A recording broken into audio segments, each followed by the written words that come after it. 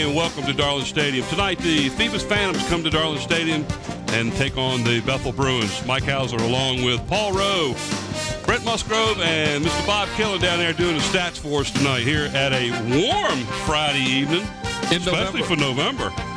Tomorrow's temperature is supposed to be in the mid to upper 70s. Can you imagine? I like it. I can take it. Sounds like golf weather.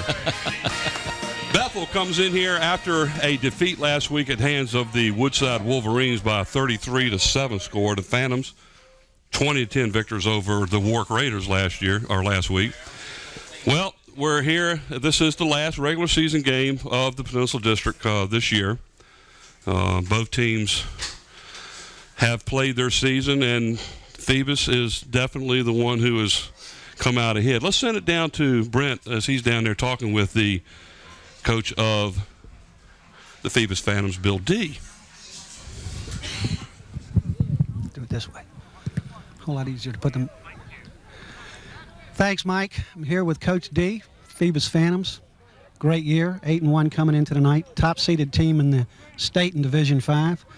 Had already headed to the playoffs. So how is it to get this team focused tonight for this game when you're already locked up? Well, every game's important. You work hard all year. You work hard in the off season, and every game's important. We want to play well going into the playoffs, and so we've worked hard. We worked like we did and prepared like we have for every other game, and hopefully we'll play well tonight. Thanks. Noticed on the roster that Haroon Brown's not playing on defense tonight. Slight injury? He got his lip busted, and he missed defensive practice. On that particular day, he had to get his stitches out. So we're going to go with the Levante Battle, who's played a lot at linebacker for us. But, then Haroon's he's going to play some linebacker tonight. But we're going to give Levante the opportunity to start because he was there for the whole practice. And with Haroon, he wasn't there on that particular day because of his stitches. Okay, now let me ask you this. You got two of the best runners in the district in Evans and, of course, Mathis, and Haroon Brown right in there, too. Are we looking for a big running game tonight? Smash mouth? Or? We're always going to try to run the ball, but we're also going to try to take what they give us. So, hopefully we'll do a little better job of that tonight. Compare the two for me, if you can. Do you see any differences in the two runners? They're both downhill runners. What do you think? What, the kid from Bethel? He's more of a cutback power runner, but he's got great vision. Dennis is not quite as big, of course, and we'll bounce it out a little bit more, say maybe than the Evans kid. They're really two different style runners, but two great runners. Yeah, that's what I was going to say. I'm looking forward to seeing that tonight. I'm going to ask you a different question. Coming down the end of the season, getting ready for the playoffs, have any of the kids this year surprised you? Got more out of them you thought you was going to get? We've gotten a lot out of a lot of kids. I was talking to Coach Parker before the game. We lost 17, 18 starters before the season started, and these kids have done a tremendous job. I think a lot of people thought this would be a real building year for us, and these kids, wouldn't be denied. And we've had another great season. They're great kids. Well, as I said at the beginning of the year when we did our first interview, you don't rebuild, you reload. It always shows it at the end of the year. I want to thank you so much for coming over to talk with us. I know we're going to see you in the playoffs, and thanks again, Coach. And, Mike, I'm going to take it back up to you. As you can see, high respect for both running guys out here tonight, and, of course, from Coach D, I know he's ready. Back up to you. All right, thanks, Brent. Talk a little bit about Mathis.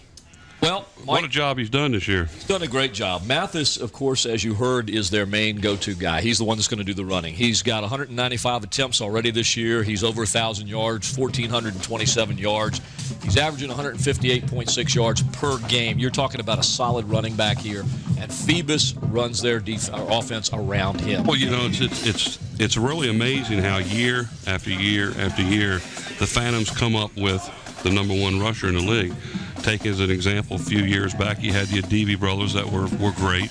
And then last year, Elon Lewis, who, by the way, they're both all up at Tech playing for Virginia Tech, have led the district for, give or take the last 4 seasons, 4 or 5 years. So Phoebus is well known for the running attack, and this team is no different than any other team.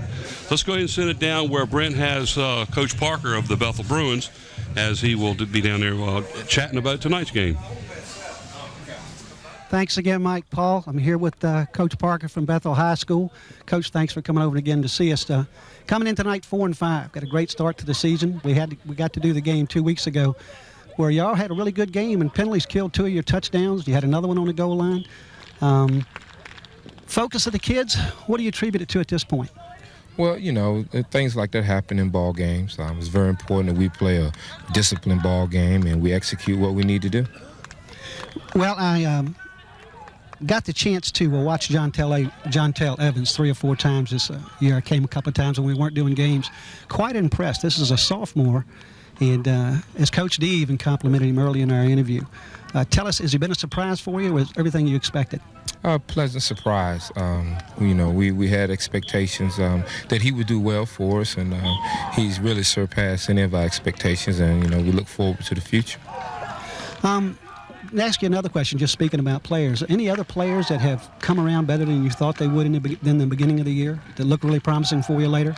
Well, you know, I think we have a group of well-talented young people, and they've improved every week, and we're just looking for improvement tonight. Let's talk about focus. They've had some struggles here in the last couple of games. Any trouble getting them up? They sound like they're pumped out there right now. Well, you know, it's a difficult situation with us being Division VI in the current playoff system. And, you know, our kids need to respond to that and take it and go forward. Okay, now speaking of next year, you got 2 quarterbacks listed, if I'm not mistaken. Anybody you're favoring yet? I'm not trying to put you on the spot. Are you going to work on both tonight, or where are you going with it? Well, you know, we'll see. We'll let the game play itself out, and we'll go from there. Well, as I asked Coach D, we looking for a running game tonight? Going to start that out first? Fire the shots? Well, we're looking to do both, run and pass and tackle. Okay, Coach, I thank you so much for bothering to come over and take time with us, and look forward to next year. And good luck tonight. Looking for a good game. Thanks again.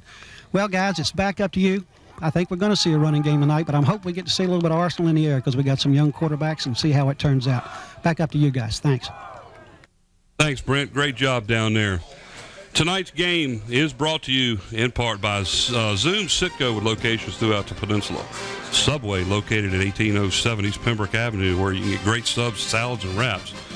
And by Eric Thompson Realtor. Call Eric to buy or sell a home or a piece of property. Call 881-2004. And in part by Parkline Wood Funeral Home, located at 2551 North Armstead Avenue. Nancy Staten is the director.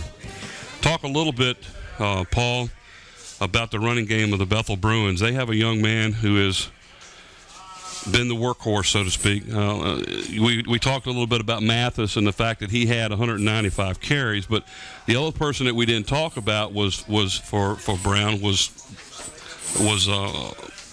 Brown for Phoebus. Right.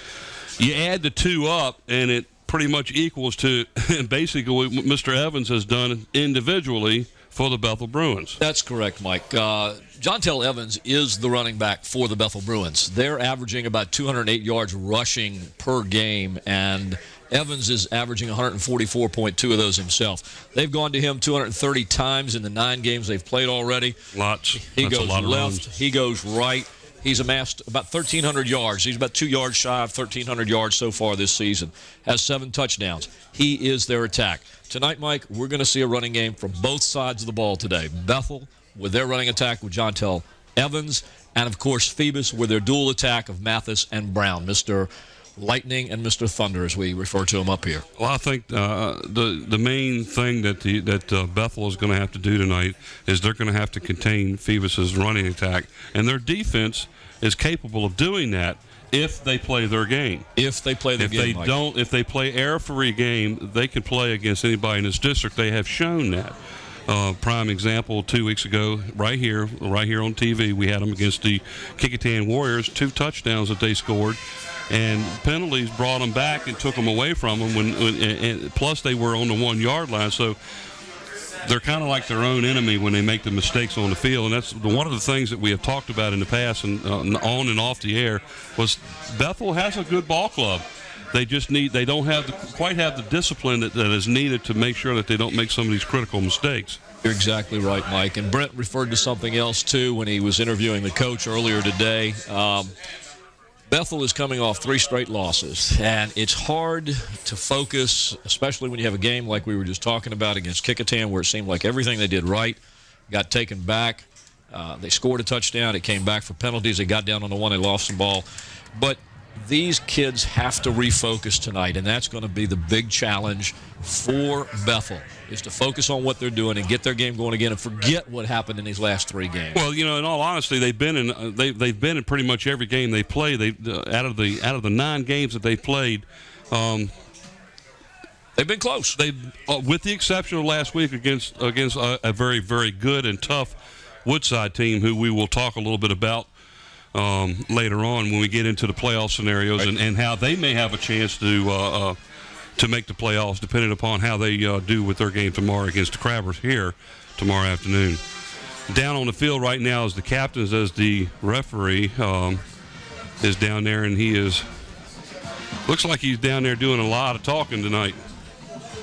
Is that? And here are the referees for tonight's game. We have Don Foreman, the referee, Don Hollenhauer as the umpire, Frank Sproul is the lineman, the George French is the line judge, Steve Banks the side judge, and Roland Parham is the field judge. And Mike, we would be remiss if we didn't tell our viewers as they watch the players lining up out for the coin toss.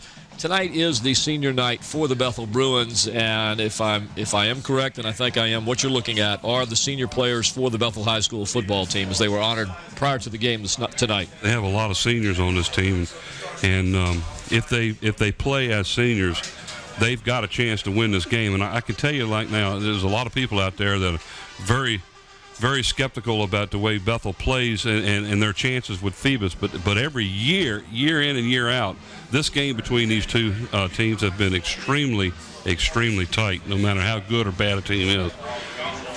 We will start off with the offensive side of the board with the Phoebus Phantoms.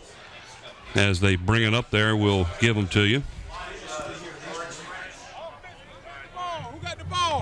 You're right. The Phantoms won the toss and deferred, so the Bethel Bruins will have offense first. So here's your offense for the Bethel Bruins. Number 1, Antoine Jarvis, wide receiver. Number 2, Eris McGlone English, the quarterback.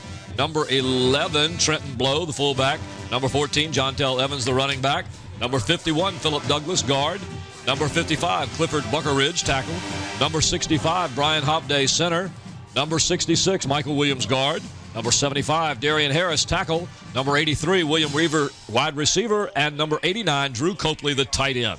There you have it, Mike, the Bethel Bruins offense as we start this game. That's right, Matt Cole getting set to kick off for the Phantoms. Jontel Evans and Anal Parker deep for the Bruins, and that is Parker at the 9.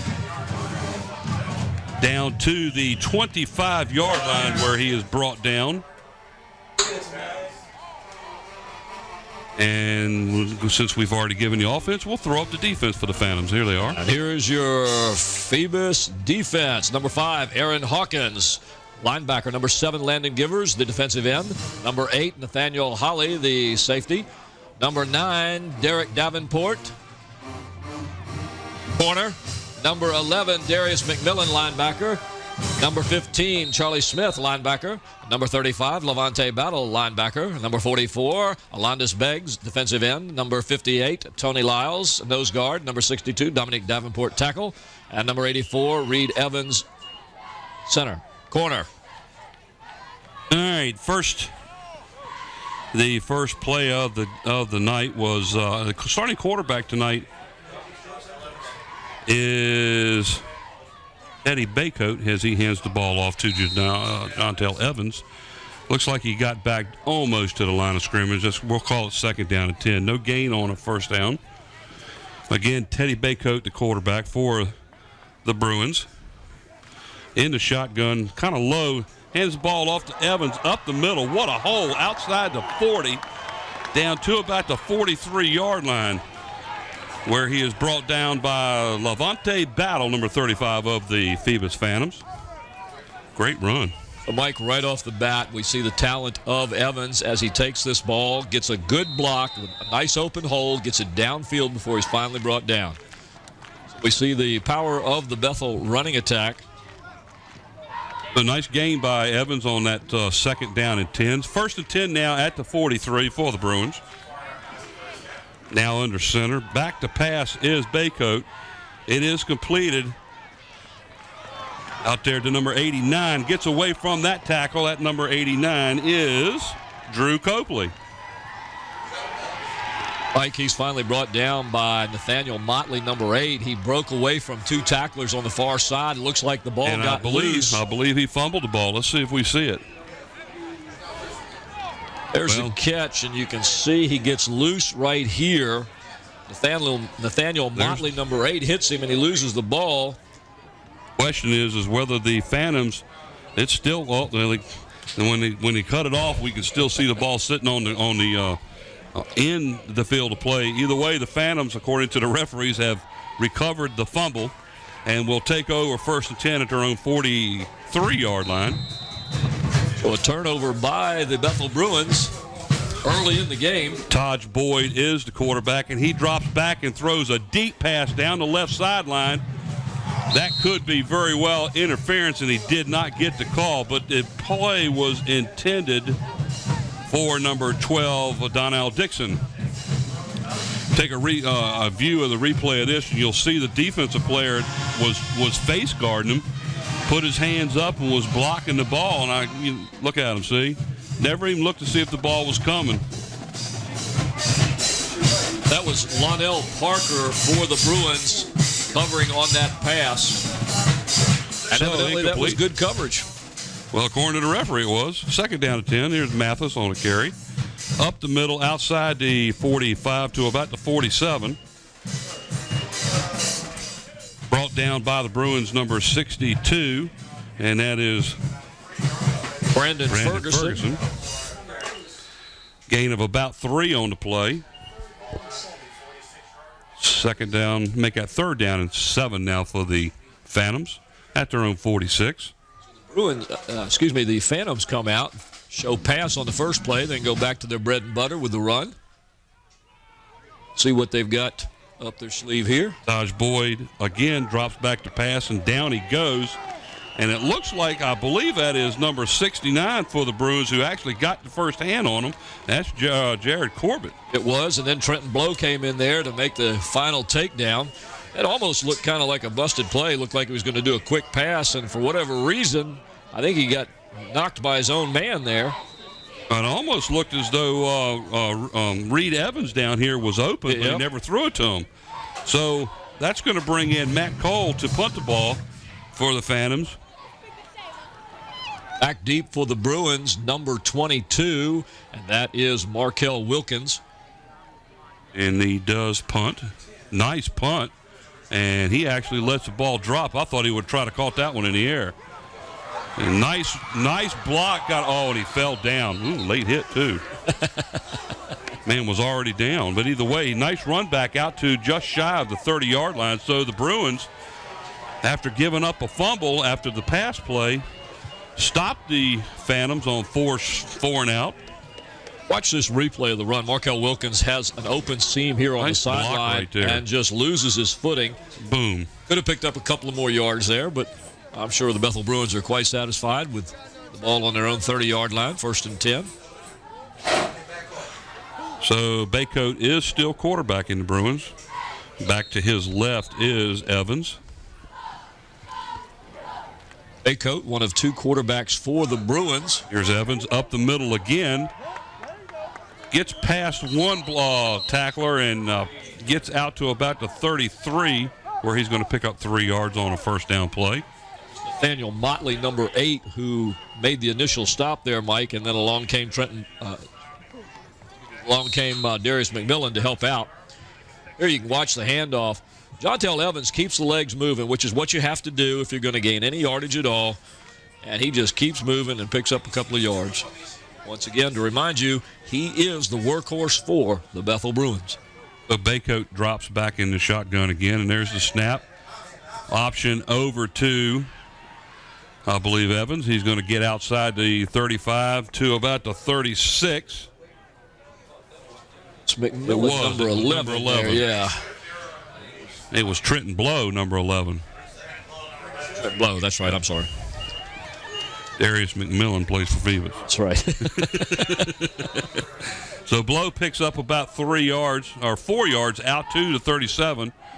It's going to bring up 3rd down and 3 now for the Bruins. That was Alandis Beggs, number 44, who brought down Blow on that run.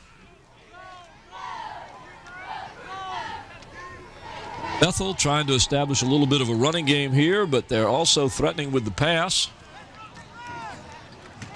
There's Evans up the middle, outside. It looks like he's going to pick up about 4 on the play and get past the 40-yard line, and he does. 1st and 10 for the Bruins, outside their own 40. Once again, the go-to man, Jontel Evans, you see him get the ball. There's some good blocking down inside, and he makes that last dive to get that first down, Mike. Well, so far tonight, most of the Bruins' yards have been running the ball up the middle, off the tackles on the left-hand side of the ball. We should see them do that most of the night. Mike, they're getting about 32 yards passing on offense per game. Not a lot. Not a lot at all. I'm sure they'd like to see a little more tonight. Baycoat dropped back to pass over the middle to a wide-open receiver, and the pass was behind him. That was intended for number 89, Drew Copley. Just a bit on the bow. It looked like maybe the replay will probably show that it was actually behind him. He had to fall backwards to try to get it. Copley ran a nice pattern here, split the seam. He's wide open there in the middle. Would have been a nice play if he had hit him because he had a little bit of room to run on. 2nd down and 10. Ball sits at the Bruin 41.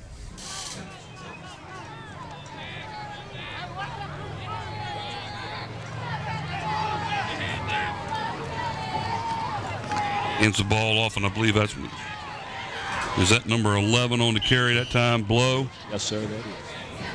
No gain on the play. Gets back to about the line of scrimmage. 3rd down and long now. 3rd and 10. Mike, that play went nowhere fast. It was almost as if the Phantoms were blitzing on that, and they weren't. I think the line broke down on that one, and every Phantom on the line and the linebackers were in on that play. I thought the Bruin wide receiver on the far side moved a bit early, too. There's a look at the sideline there for the Bethel Bruins. You see some of the players. 3rd down and 10 from the Bruins' 41-yard line. There's a young quarterback, Teddy Baycoat, number 3. Trying to get the player to go in motion, who is Evans, by the way. There is the snap. He drops back to throw. Is being flushed out of the pocket. Gets away from a pile of people. Oh, and then gets hammered. Yep, that's what that was. Picks up about 6 on the play, though, as Baycoat, as he gets the ball out to their own 47-yard line.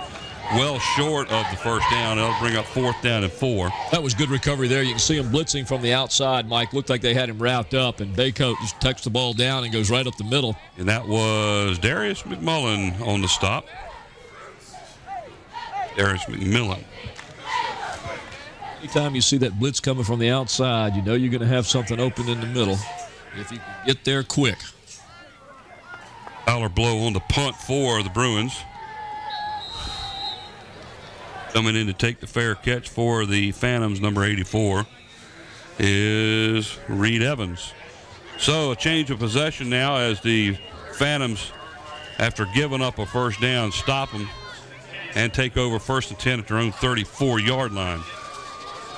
So with 5 minutes and 21 seconds left to go in the first quarter here at Darling Stadium, you're watching WHCS Channel 46. Friday Night Football. And as soon as this play is over with, we'll show the offensive starters for the Phantoms. Taj Boyd is the quarterback. Hands the ball off to Coldren up the middle. Looks like he picks up maybe 5 on the play down near the 40.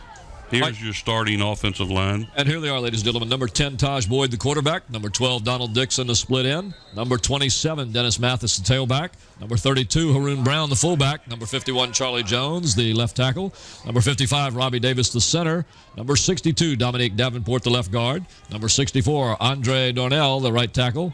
Number 75, Maurice Hampton, the right guard. Number 80, William Wheeler, the tight end. And number 84, Reed Evans, the flanker. And while we're saying that, Mr. Mathis runs the ball all the way down inside of the Bruin 5-yard line. I see no flags.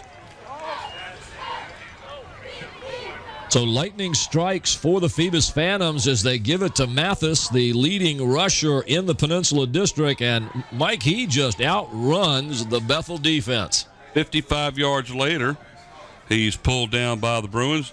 So the Phantoms are in pretty good shape now. First and goal at the Bethel 5-yard line. That 55 yards with a few more he's got, and Mathis is getting closer to the 1,500-yard mark for the year. There is number 32 up the middle. That's Haroon Brown. He's a little bit short of the goal line. We have to wait and see where they actually mark it. And here is the defense for the Bethel Bruins. Number 4, Tyler Blow, linebacker. Number 10, Justin Bolden, linebacker. Number 11, Trenton Blow, defensive end. Number 20, Lonell Parker, corner. Number 21, Michael Onwuka, linebacker. Number 24, Tim Cherry, safety. Number 43, Marcus Copperwood, corner. Number 54, Corey Boyd, linebacker. Number 59, Chris Archer, defensive tackle. Number 69, Jared Corbett, defensive tackle. And number 78, Ephraim Studwell, corner. Well, on that play, Taj Boyd took the snap and looks like no gain as the ball still sits at the 2-yard line. So the keeper did not work by the Phoebus Phantoms. Third down now and 2, third and goal from the 2-yard line. Mike, this is where you expect Haroon Brown to take over. He's their Thunder. Mathis of the Lightning, of course. Haroon Brown, 617 yards on the year. The Lightning has already struck. We're waiting for the Thunder. Oh, handoff to Haroon Brown and brought down by number 21, Michael Onwuka. Great play as the Phantoms are stopped shy of the goal line. As a matter of fact, they put the ball back down on the 2-yard line, so no gain there either. So that's 2 consecutive plays where the Phantoms have tried to run the ball up the middle, and Bethel has stopped them. So they're going to go for it, fourth down. Here's a replay. A nice play by the defense. I'm impressed so far with the Bethel defense. We'll see what happens here. 4th and 10, or 4th and goal. And there is Mathis up the middle untouched and into the end zone. So Dennis Mathis goes 2 yards up the middle for the score as the Phoebus Phantoms have taken the lead now 6-0 here. 2 minutes, 43 seconds left in the first quarter at Darling Stadium. You're watching WHCS Channel 46. Here's your run as you see Mathis gets the ball. He's got a little bit of a hole there, and as quick as he is, if you give him an inch, he's going to get through there. Matt Cole now to attempt the point after here.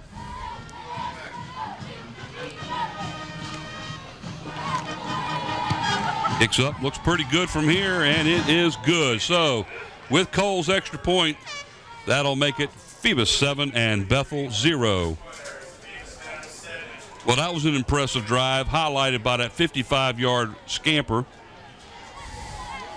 During that drive, Mike, Mathis, I've just been told, had 3 carries for 55 yards. And all 55 yards came on one run. Came on one run. That's right. So Phoebus 7.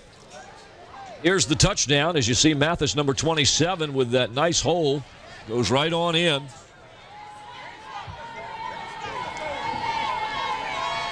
This is WHCS, Channel 46 Sports, bringing you Friday night high school football on a nice, wonderful, warm November 10th. Kind of weather we thought we were going to have, Mike. Yeah, it's nice for a November. Here's Cole kicking off to the near side, taken out about the 6-yard line, out to the 20. Slips through to, well, I thought he was going to break free a little bit there, but he ends up being stopped there at the 20. So the Bethel Bruins will take over 1st and 10 from their own 21-yard line. Daniel Motley, number 8, in on the tackle for Phoebus. As we watch the replay here, you see with a nice catch there around the 5-yard line. That was Lonell Parker who got that one. That was like catching a pass almost. Line drive kickoff by Matt Cole of the Phantoms. 1st and 10, Bethel at their own 21. Let's see what they can do here. Phoebus scores on them. They had a couple of sustained drives, but they lost the ball, turned it over. Back to throw. There he is. There he is over the middle. Great play. Out there to number 89, Drew Copley.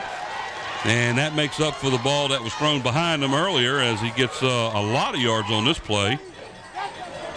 Big yardage there. Looked like Nathaniel Motley, number 8, covering on the play, but that was a real nice pass from Baycoat. All the way out to the 45-yard line. 1st and 10 for the Bethel Bruins. Nice pass on the run. Copley started from the far side or top side of the screen. He split 2 defenders and then just came right across the middle into the open area. I'm surprised they put the ball back on the 45. I thought he got past that. Either way, 1st and 10 for the Bruins at their own 45-yard line. Try to come back here after giving up that long run to Mathis. There's Evans on a draw play off the left side and bottled up pretty good there by the Bruins, or by the Phantoms. Host of players. He's going nowhere fast, but I'm... Givers, Motley, and McMillan, all 3 right there on the stop. Bethel going out of the shotgun here now in this series of downs. This time they try the run. I guess they're going to have to, they want to show pass as much possible because they're not known as a passing team, Mike, and everybody's just going to set up defense to stop the run. And, of course, that's what Phoebus is doing, obviously. A loss of 3 on the play. That's going to bring up 2nd down and 13 now for the Bruins. Once again, they're setting up in the shotgun, so we'll see what Baycoat does. 3 wideouts to the near side. That's a pitch. 2 running plays aren't going too far. That was to Trenton Blow over to the left side. And for some reason or another, they've taken John Tell Evans and put him out here in the slot. And the 2nd or 3rd leading rusher in the district not getting a chance to run the ball here. It's like Trenton Blow's getting a lot of the work here. And it could be, Mike, that they're using John Tell Evans as a decoy to try and get the defense to spread out. Well, we got setting a loss up in the shotgun. Also would help. 2. Yeah, loss of 2 on that play. That's going to bring up a 3rd down and 15 now as the ball's back at their own 40. Back to throw is Baycoat.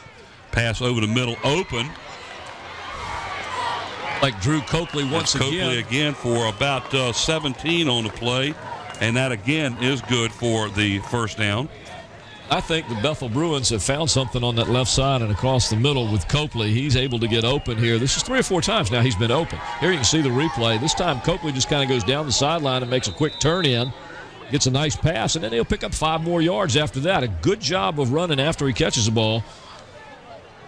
Well, if the Bruins can be successful throwing the ball, it's going to definitely open up the entire game plan for them. It's going to change the game plan completely, Mike. There's no question there. Back in the shotgun again. Baycoat drops back to pass. Again over the middle. Ooh, I thought he was hit a bit early.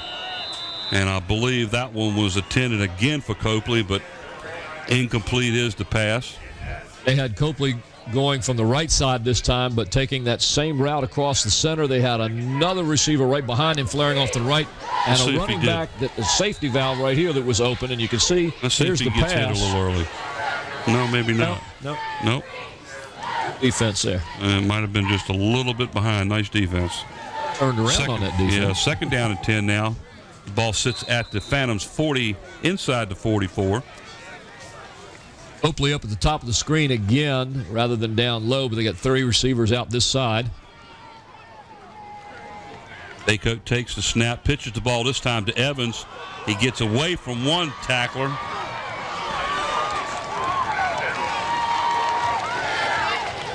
Gets outside. He's going to be short, I believe, of a 1st down and maybe a yard and a half.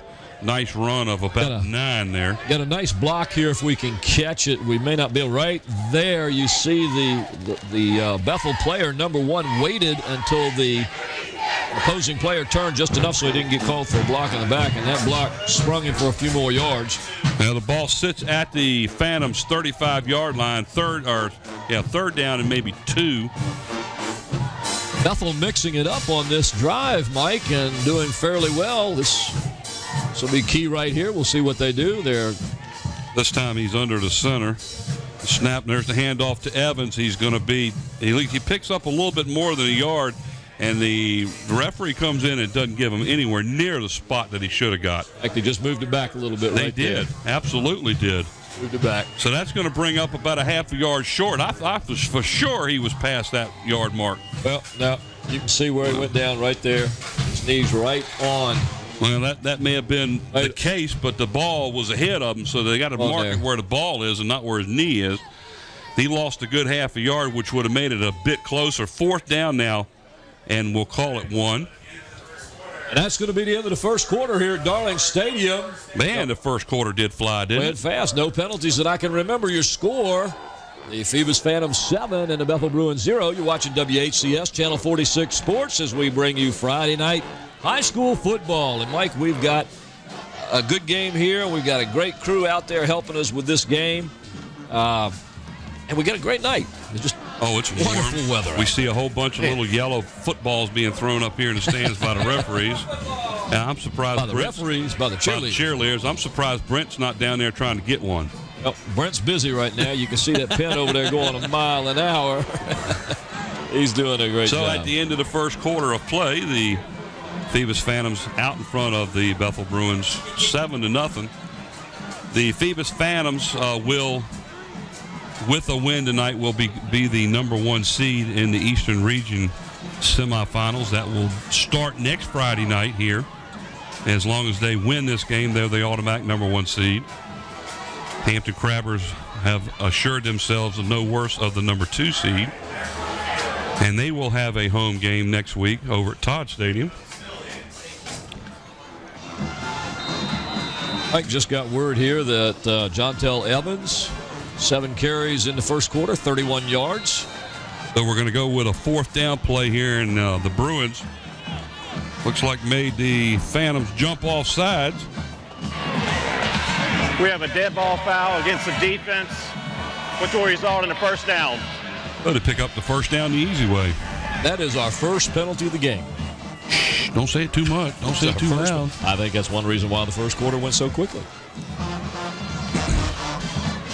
First penalty of the game. They have a 1st and 10 inside the 30. Ball sits at about the 29-yard line. 1st and 10 Bruins.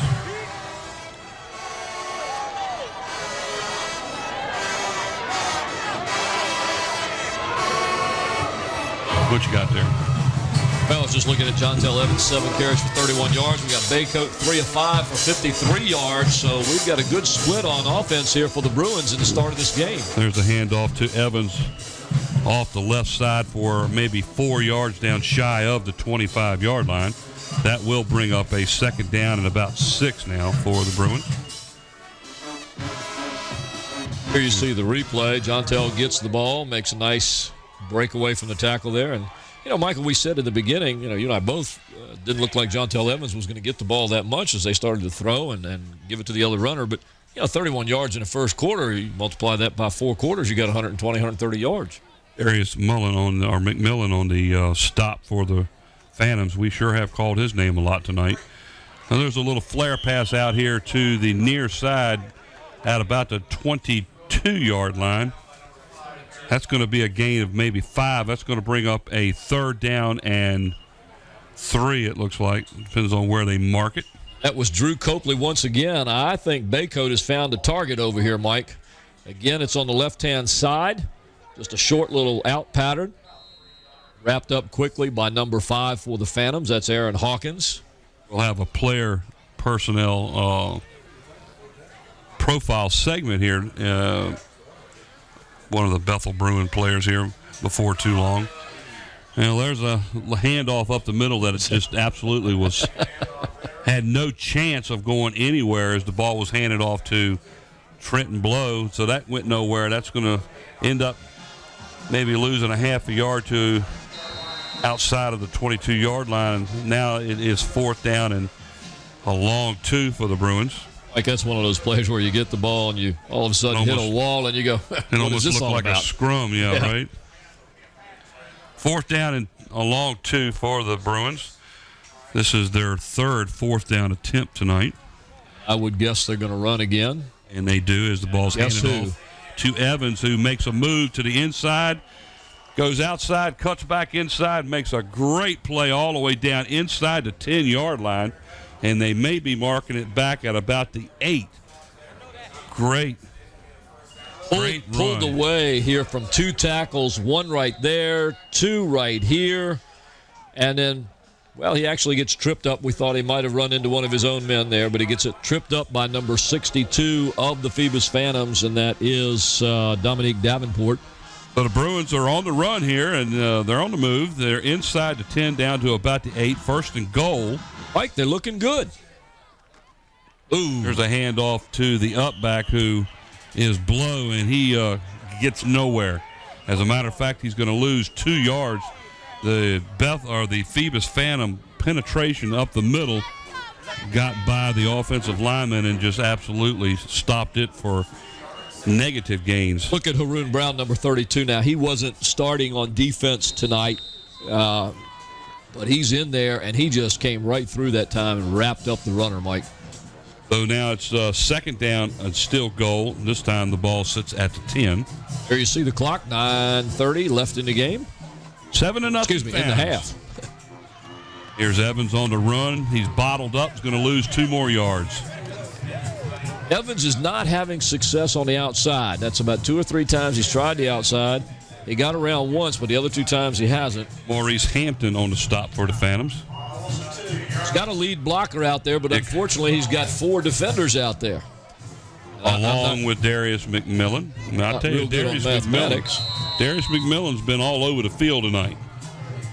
Defensively, he's playing a great game. 3rd and goal. Now the ball's at the 12, so each play they've had since they've had the 1st and goal, they've actually lost 2 yards on consecutive downs. In the shotgun, back to pass. Yes. There's a pass over the middle, great defense. Is that number 8, Mike, on the coverage there for the Phoebus Phantoms, Nathaniel Motley? Because that was great defense. Once again, Drew Copley coming across the middle. It was intended for Copley. Copley was open there for a minute, but you see this good defense. Look at that. He gets the hand right in there. Otherwise, that's a touchdown. Excellent Motley defense. made a heck of a play putting that arm in there. If that ball had been led out a little bit further than it was, it would have been a great play. 4th down now. Bruins are going to go for it. 4th and goal from the 12. We'll see if he tries to go to Copley again. Oh, he hands the ball up the middle on a draw play. I don't understand that call at all. Well, that gains about 2 yards to the 10, and they turn right around and give the ball to the Phantoms without even trying to go for the touchdown. That play was a little mind-boggling. They were trying to catch Phoebus napping or thinking about something else. I think with the passes you'll see here. Well, the ball was handed off to Wilkins on a draw play, picks up 2 yards to the 10, and they turn the ball over on downs to the Phantoms. So the Phantoms stop them. That was a great drive by the Bruins. It was, but I'm with you. I think I would have gone for a pass in that situation. They came very close. Very close. There's Mathis running around the left side of the field. Gets away from one tackle, forced out of bounds over there.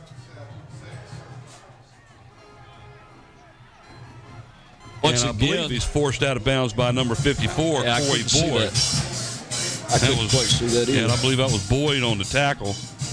There you see Mathis was the pitch. Right there, that's Boyd, 54. So Boyd forces him out of bounds after a gain of almost 6 on the play as the ball sits around just shy of the 6-yard line. 2nd and 4. And we have ESPN here. If you don't believe us, ask the band. There's Mathis this time up the middle.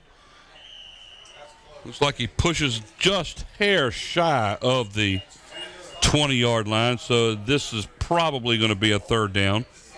He was getting some good blocks up there by their front line, opening some holes for Mathis. You see that cross block there, and Mathis just goes right through the hole, picks up the yards. And it looked like Corey Boyd again on the stop, so it's 3rd down and less than a yard now for the Phantoms.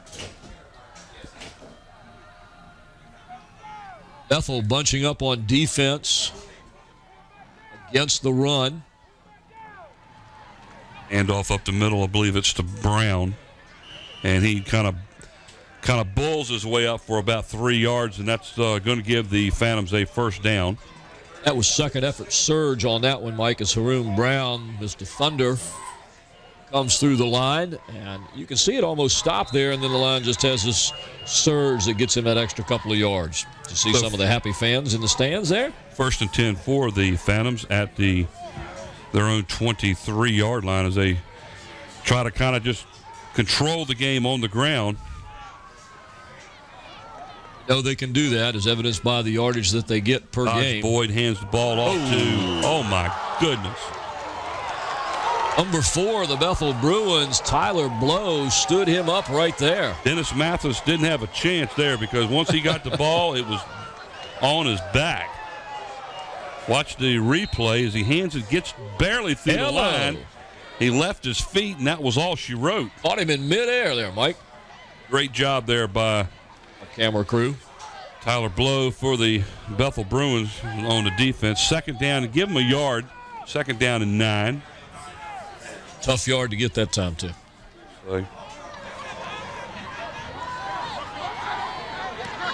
Boyd again drops back to pass this time over the middle. Great pass. It was completed to the Phantoms' number 80, who was William Wheeler, all the way down here inside of the Bethel Bruin 40-yard line to the 39. Big-time play that time as the Phantoms take to the air on this play. Nice little pass play here. It looks like it caught Bethel looking. They were preparing for a run. Wheeler made a nice little turn to get to the ball.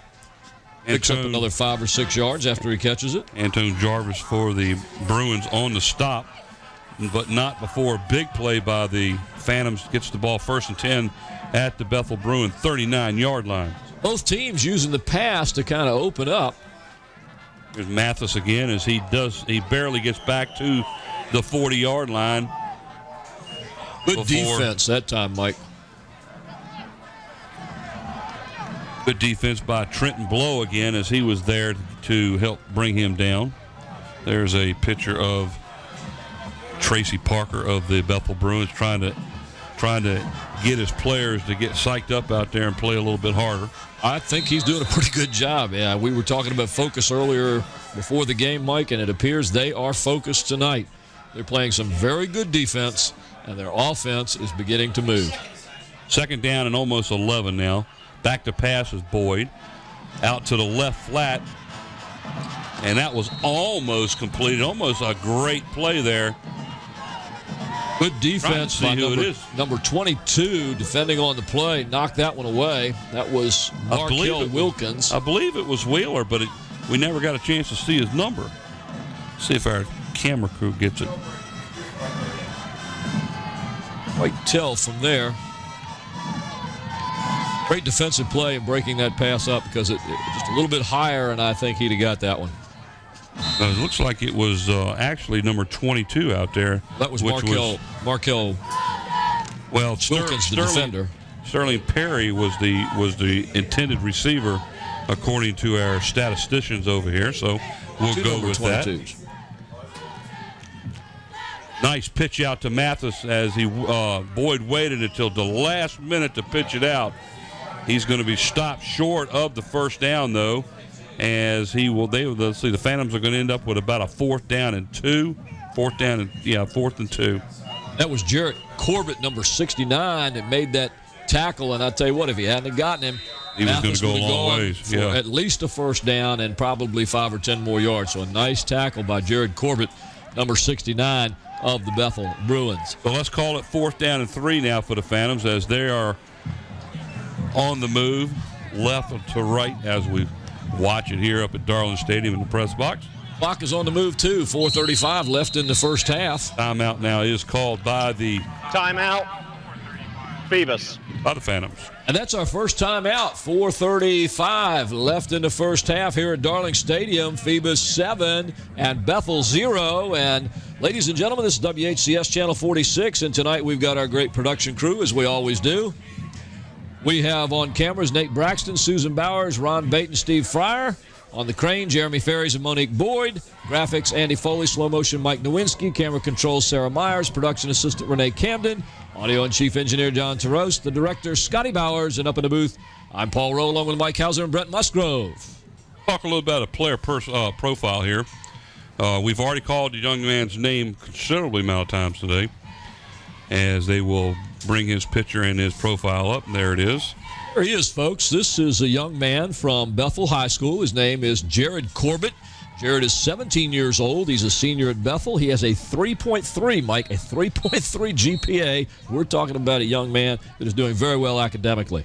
After high school, he hopes to play football or wrestle. He's interested in attending Hampton University. He's been on the team for 3 years on the varsity. He played a year as a JV. He's been a starter for 2 years. He plays nose guard and defensive lineman. He's also a wrestler, a very, very talented wrestler. And we'll get back to that in just a moment. So here's a fourth down play, handed ball off to Mathis, and no going there as the Bethel Bruins come up big, stopping him about 2 yards short of the first down. So each defense has come through here in the second period. Mike, this is shaping up to be an excellent game here. As you see the replay, Mathis dragged down from behind. And who was that, Mike? That's who that was. Made an excellent grab of the legs to stop Mathis. We talked about this game a little bit in depth at the beginning of the game, how on paper the Phoebus Phantoms should kind of run away with this game, but it never fails when these two get on the field. Doesn't make any difference how strong or how weak one of the two teams are. They always get up for each other, and it always ends up being a good game. They do, and it looks like Bethel has come to play tonight. Here's a pitch out to Evans as he gets away from one and then turns around and gets knocked down after a loss of about 2 yards on the play. Landis Beggs, number 44, makes the stop for Phoebus. Watch him come around the side. You see a sandwich block there. Tries to make that turn, and there's number 44, Landis Beggs, making the stop. And then you see some other hits there. Well, that was Quentin Wallace, by the way, number 32 on the carry. So he's going to lose about 3 yards on the play inside of the 30-yard line. Got an official's timeout here. Looks like we got a little equipment problem there on the sideline. One of the players walking off the field, you see there, along with the coach. Call the play. So I guess the last few plays that the Bruins have been running, the Phoebus Phantoms defense has really tightened up, and they seem to be going in the other direction. So here we go, 2 wideouts to the far side, 1 to the near, and the referees are calling timeout. I can't imagine why. Bethel. Thank you very That's much. Their first timeout. We'll wait for our referee to tell us exactly why the referees are throwing their arms over their head. Timeout called by the Bruins. I believe that is their first. There's some Redskin fans out there at this ball game. Well, I tell you what, I guarantee you won't see a Dallas Cowboy hat tonight. Oh, let me tell you. Neither one of those two teams deserved to win that game. The best part of that whole game was the last 40 seconds. Yes. That was the only part of the game, right? Seemed like it. Well, we've had a quick game here tonight, ladies and gentlemen. We've got 3:39 left in the first half at Darling Stadium. This game between Bethel and Phoebus has gone very quickly. We've had one penalty. Second timeout has been called in the game, Mike. We've had very little stoppage here on the field, and we've even had some pass plays, which will normally slow the clock a bit. But a lot of the pass plays have been completed, so all that's going to do is start the clock back up again. So right now the Phoebus defense seems to be putting together some things that's been able to stop the Bruins' running attack. There's a handoff up the middle. He swings, gets outside. Uh-oh. This one he might go all the way. Ooh, what a block. All the way in for the touchdown. Is that number 35? That is number 30. That's Eric Williams. 35 or 32? Like 30. Might be Quentin Wallace, number 32. See if we can get him to turn his back here for us. Here's the replay. Goes up the middle, splits off the side, just breaks through right there. It's number 35. Watch this 35. Block by number 32. That's who gave the block. But that was number 35 on the run. And Eric Williams. He got a little bit of a hole. And on that play, I was about ready to mention, we were talking about the defense for Phoebus. They're beginning to spread out their defense in order to try and stop that run. This time, Bethel exploited it. 71 yards later, it's 7-6. And it looks like Bethel's going to go for 2 instead of the single extra point. There's a handoff and nowhere. They're trying to run the ball up the middle and no room to go other than 2 yards. didn't go anywhere that time as the ball was handed off to Williams. He loses a yard. Not sure. I thought Bethel's got a decent kicker, but they didn't use him. So they come up short on the extra point as Phoebus continues to lead here by a score of 7-6. 3:26 left in the first half. WHCS Channel 46 bringing you Friday night high school Peninsula District football. Mike, I don't know. You run a play where the defense is spread out, you burn the defense, you score the points, you go up, you tie the ball game, you kick the extra point. To try and run it again, to me, just doesn't seem like the thing to do at the time, because you've got a defense that's not very happy that you've just scored on them on a run, no less. But that's what Bethel tried to do. It didn't pan out too well for them, so they're only down by 1 point. We're getting a great defensive game here with a lot of running and a little bit of passing mixed in tonight. I'll be curious to see our halftime stats to see what kind of passing yardage we have from both teams. Now getting set to kick off for the Bethel Bruins is number 32. That's Wallace. And if he kicks the ball right now anywhere near like he did during the pregame warm-ups, he's booting the ball down near the 10-yard line. Well, this time he gets it up in the air all the way to the 20, and it's a fumble. The ball is loose. Looks like Bethel's got it, Mike. The Bethel Bruins have recovered the kickoff. There's a big break for the Bruins here with 3:21 left in the first half. I do not have a number 86 on my roster, and that's who came up with the fumble. Here's the kick, Mike, and you see two players coming in trying to field that kickoff, and it just bounces right out of them. That's about a 5-yard bounce, and then it gets, I don't know what you say, gets pushed out. Donnell Dixon was one of the Phantom players that collided there. Nothing but Bruin players around that ball. Bethel takes over after the botched kickoff and a fumble. 1st and 10 at the Phoebus 26-yard line. They have a chance here to try to get back on the board here and take the lead. There's Susan up there. Oh, Susan? I think I'd strike quick here, and I'd try and find number 89 of the Bruins in a little open pattern across the middle there. Back to pass is Baycoat. He throws the ball to the deep left corner. Oh, it was a great play. Nice defensive play right there as he batted that ball around. Defensive player was number 9 for the Phantoms, and that was Davenport. Eric Davenport. Number 83 for the Bethel Bruins was the intended receiver, William Weaver. Watch the defensive player turn around just in time to stick his hand up and get the ball out of there. He did hit it. Woo. Just at the last second. That was great. That's two good defensive plays we've seen, one from both sides. Second down and 10 after the incomplete pass. Split out wide to the near side. Again, here is number 83, Weaver. By the way, I was watching number 89, and he was open there in the middle. Here's a pitch out to number 35. Didn't get much on that one. That's Eric Williams. And my question at this point in time is where is Jontel Evans? Jontel Evans, number 14. The workhorse, as far as running is concerned for the Bethel Bruins, is not playing. I'd like to find out why. He's the one that's actually got them where they're at, other than the run that they had. But there's the pitch on the replay. I think he's going to pick up maybe about a yard on the play. 3rd down and a short 9. Well, the Bethel Bruins, they really need to get something going here to try to take advantage of that fumbled kickoff. Here's a draw play up the middle. Again to Williams, and he gets down to about the 20, and that's it.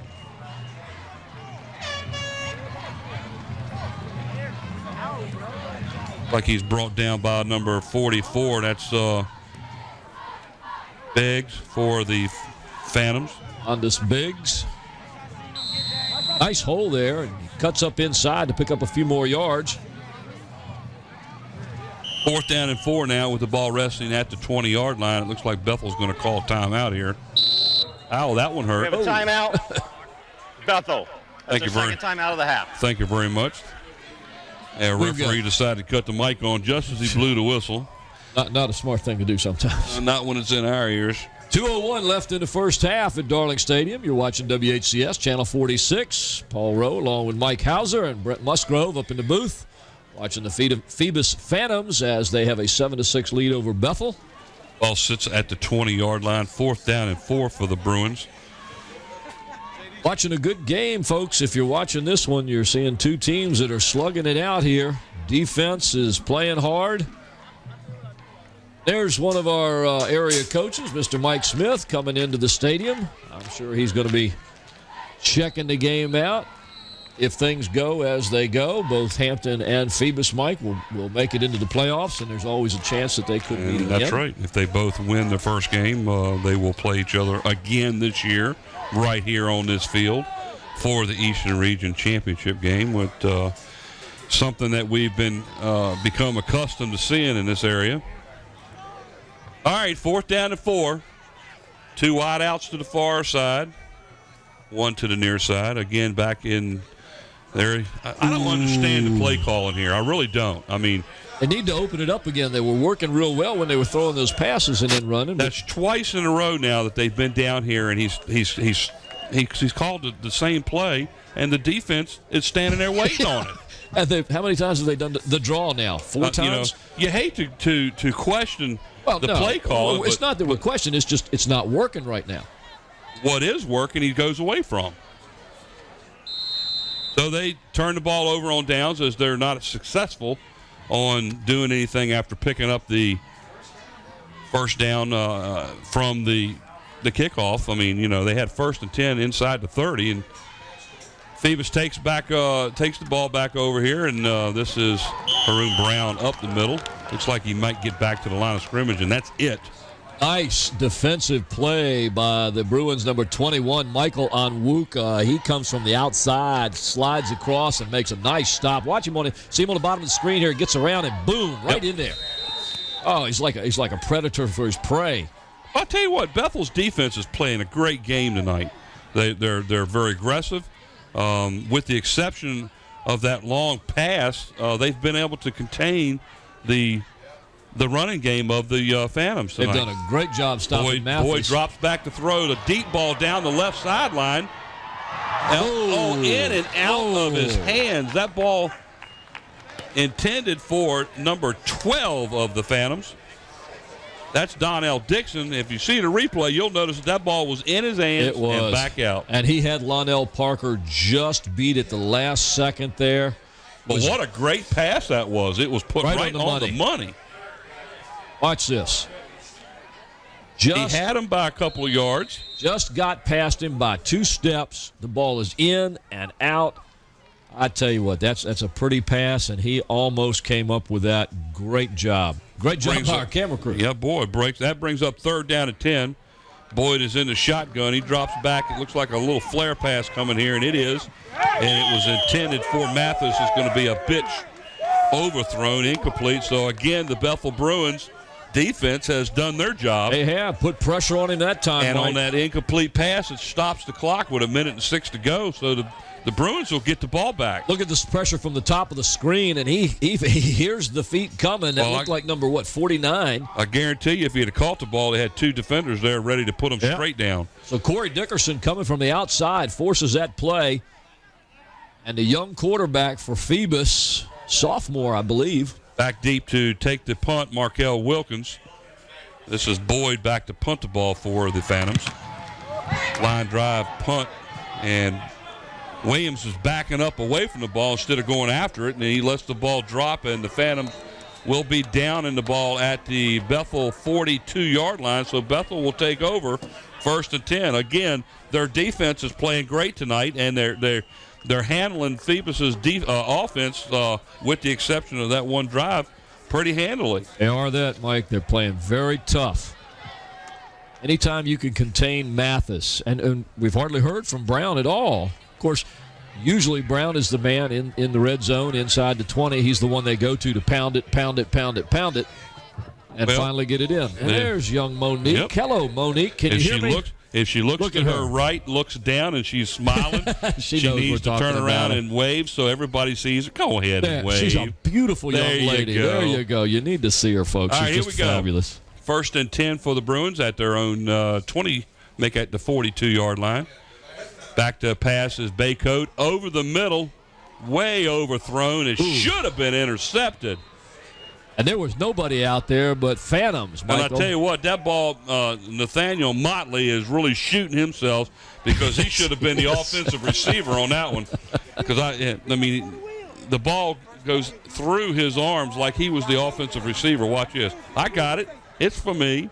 Whoops, No, I it's dropped it. I'm not sure. Maybe that's why he's playing defense and not offense. I'm not sure what Baycoat saw there. Or But there maybe wasn't an offensive receiver within 15 yards of where the pass was. Somebody may not have run the right route that time, but he put that one in no man's land. That incomplete pass stopped the clock. That's going to bring up 2nd down and 10.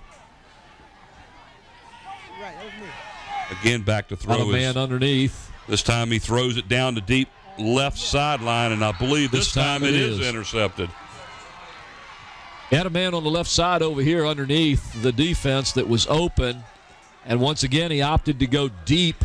84 was the young man. That's Reed Evans, who intercepted the ball for the Phantoms. Here's the replay. You can see Baycoat going back. He goes to the right side. He's looking at one receiver all the way, never checked off on anybody else. I guess he forgot the fact that the receivers running underneath patterns are wide open. He tried to force that one in there, and you just can't do that. Because over here, Mike, you and I saw it, of course, but on this side over here, you got a man that just turned in, and nobody within 10 yards of him. So 41 seconds to go here before halftime. 7-6 is our score. Phantoms out in front of Bethel. After the intercepted pass, the Bruins take over with the ball resting at the Phantoms 20. Let's see if they try to do something with it or run it out. Phantoms take over. Boyd on a keeper up the middle, spins out of one stop all the way out to the 47-yard line. He broke away from 2 tackles there, and finally Trenton Blow, number 11, was able to stop him up near the 40-yard line. Nice little run with 40 seconds to go to pick up the first down. We have a timeout. Phoebus. That's our 2nd timeout of this half. Watch him. There's 1. Spins away from that. 2, and then 3. Gets him there. Well, I guess the second one actually held on to him until the third one got there. Timeout is called by the Phantoms. We've got 31 seconds left in the first half. It was a nice first down run, as the question was whether they were going to try to run the clock out or do something with it with 40 seconds to go. And that big play affords them a little bit of extra room on the field, so I guess the Phantoms and Coach Bill D are going to attempt to try to get something here in the last 30 seconds of the second quarter. Well, that's one of the nice things about these two teams, though, Mike. They're both running teams, and when you say, all it are you takes going is to run one the play. clock out, they've got the type of offense that they do run the ball, so whether they run the clock out or get it broken loose, either could happen. And that's what happened with Bethel here not too long ago on that 71-yard scamper up the middle. Some of the crowd. There's camera crew there. Here we go, first and 10. Back to throw. Going to go deep down the left near sideline. Oh, nice defense, and the ball is incomplete. It was intended for number 84, who Evans was the young man. It was defended very well. I thought the defender kind of had his arm wrapped around him. He was close out there. He was a little close. Good pressure from the Bethel defense. You see both of them went up. Yeah, the offensive player really made an effort to go after that one. Second down and 10 after the incomplete pass. It stops the clock with 24 seconds left to go here before halftime. They send 3 wide outs to the near side. There is a draw play up the middle to Mathis. He gets away from one, but is smothered under by about 3 other Bruin players, being led by number 4. That play is just not working for either team right now. Tyler Blow. Yeah, each team has attempted to try to do a draw play, and it effectively hasn't done anything. And they're doing it out of the shotgun, both of them. Phoebus, that's our last time out of the half.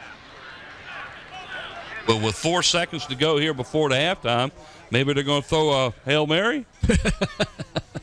That'll be a 60-yard or 61-yard Hail Mary as the ball rests at the Phantoms' 39-yard line. Well, the way things are going, I think I'd just go with a quick dive. Set the game clock to 11 seconds, please. Well, make out 11 seconds is still one, as our referee tells us we need to add some time to the clock.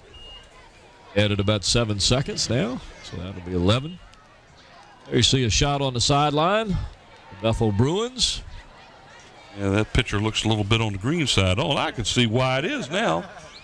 Coming from one of our cameras. One of our handhelds looking at it, one of our camera monitors. There's Jeremy. Hello, Jeremy. Can you hear us? Shake your head up and down. Take a hit side to side. There you go. So after the timeout by the Phantoms with 11 seconds to go here before halftime, 3rd down and 9, the ball sits at their own 39-yard line. See if the Bruins can stop them here, as the Phantoms will put one wide out here to the near side, and that is Haroon Brown, number 32, that's closest to us. 2 of them are out to the wide side out there. Looks like it might be. Again, draw play to Mathis as he breaks free from a tackle. Another tackle he breaks, and finally is run out of bounds by the Bethel Bruins number 4, Tyler Blow. As he picks up enough for a first down, he goes out of bounds and stops the clock with 2 seconds to go. So they get another play. Mathis all over the place on this. This time the draw play does pick up. He gets away from the tackler there, goes to the far sideline, spins through the arms of number 54, and is finally forced out of bounds on the far sideline. Tyler Blow is a young man who we have talked about a lot tonight. He's been all over the place. Yes, he has. Defensively, there's been a couple of standouts on both teams. Yes. So when we go to pick our player of the game at the end of the fourth quarter here, we're going to, at this rate, we're going to have a good time trying to figure out which ones we are going to decide to pick. Well, so far we've had a great defensive game. Timeout 7-6. There must have been a problem with a piece of equipment on one of the Bruin players. But either way, 1st and 10, 2 seconds to go before halftime. Time for one play here, unless there's a defensive penalty. Back to pass deep down the left sideline. There's a player out there, and he catches the ball. And number 12, who is Donnell Dixon, catches the ball all the way down to the 5-yard line, but he's brought down by the Bruins, and that will end us here at the first half. That was a big play that padded the stats, and that's about it. Brought down, I'll tell you what, they gave it a shot, brought down at the 5-yard line. So we're at the half here at Darling Stadium. The Bethel Bruins have that slim lead over, the Phoebus Phantoms have that small lead over the Bethel Bruins by a score of 7-6. Stay tuned for second half action, and we will be back shortly. You're watching WHCS Channel 46 Sports, Friday night, Peninsula District Football.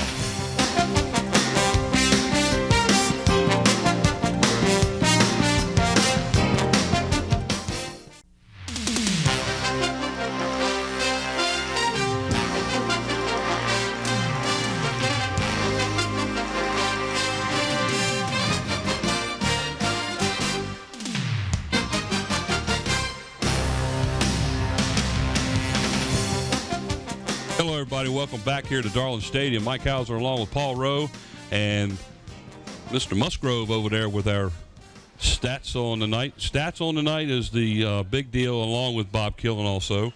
7-6 is our halftime score, with the Bruins trailing after going for 2 after they scored their touchdown. So they trailed the Phoebus Phantoms by a score of 7-6 here at Darling Stadium as we get set to start the second half. I tell you what, let's look at the stats here. How close can you get? And we talked earlier about the fact that when these two teams play together, it always ends up being a pretty tight game, and the stats are very indicative of that. Total yards for the Phoebus Phantoms, 200, and the majority of those yards came basically on 2 plays. 189 yards total for the Bethel Bruins, and one of their plays was a major factor, that 71-yard scamper by Mr. Williams for the touchdown that closed that 7-0 gap to 7-6. Each team has over 100 yards rushing. Bethel actually out-rushing 120 to 115 of the Phantoms as we get set to start the third quarter. Here's a replay of that last play before we went into the halftime. Great pass of about 44 yards, but actually didn't hurt the Bruins on that play. And I believe this is Mathis on the kickoff, and there's a flag being thrown all the way over here on the near side, all the way away from the play, and not sure exactly what that flag was for. Mathis swarmed under by several Bruins there, including number 26, Lorandall Escher. Well, let's take the flag back. That wasn't a flag. That's a young man standing on the sideline throwing a yellow football. Yellow football. And that's exactly well, what it almost looks like a flag. It looked like the referee was standing right there, and this yellow thing goes flying in the air, and I thought it was a flag. All right, 1st and 10 for the Bruins. How was that LASIK surgery? Oh,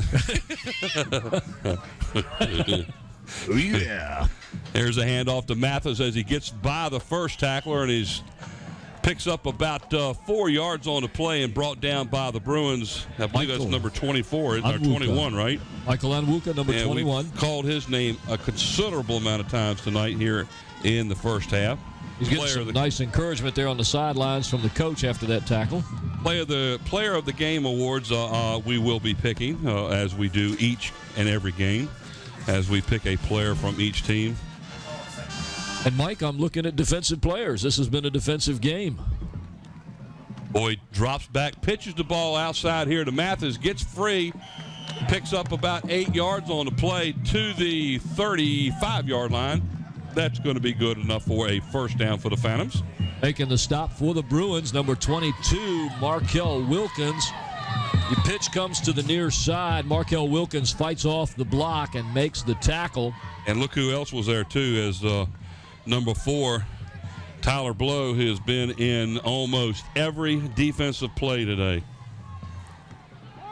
And we got to remember those. We can't use those again. That's exactly correct. We're referring to player of the games. We try not to pick, but I tell you what, I don't think we're going to have that problem in this game tonight.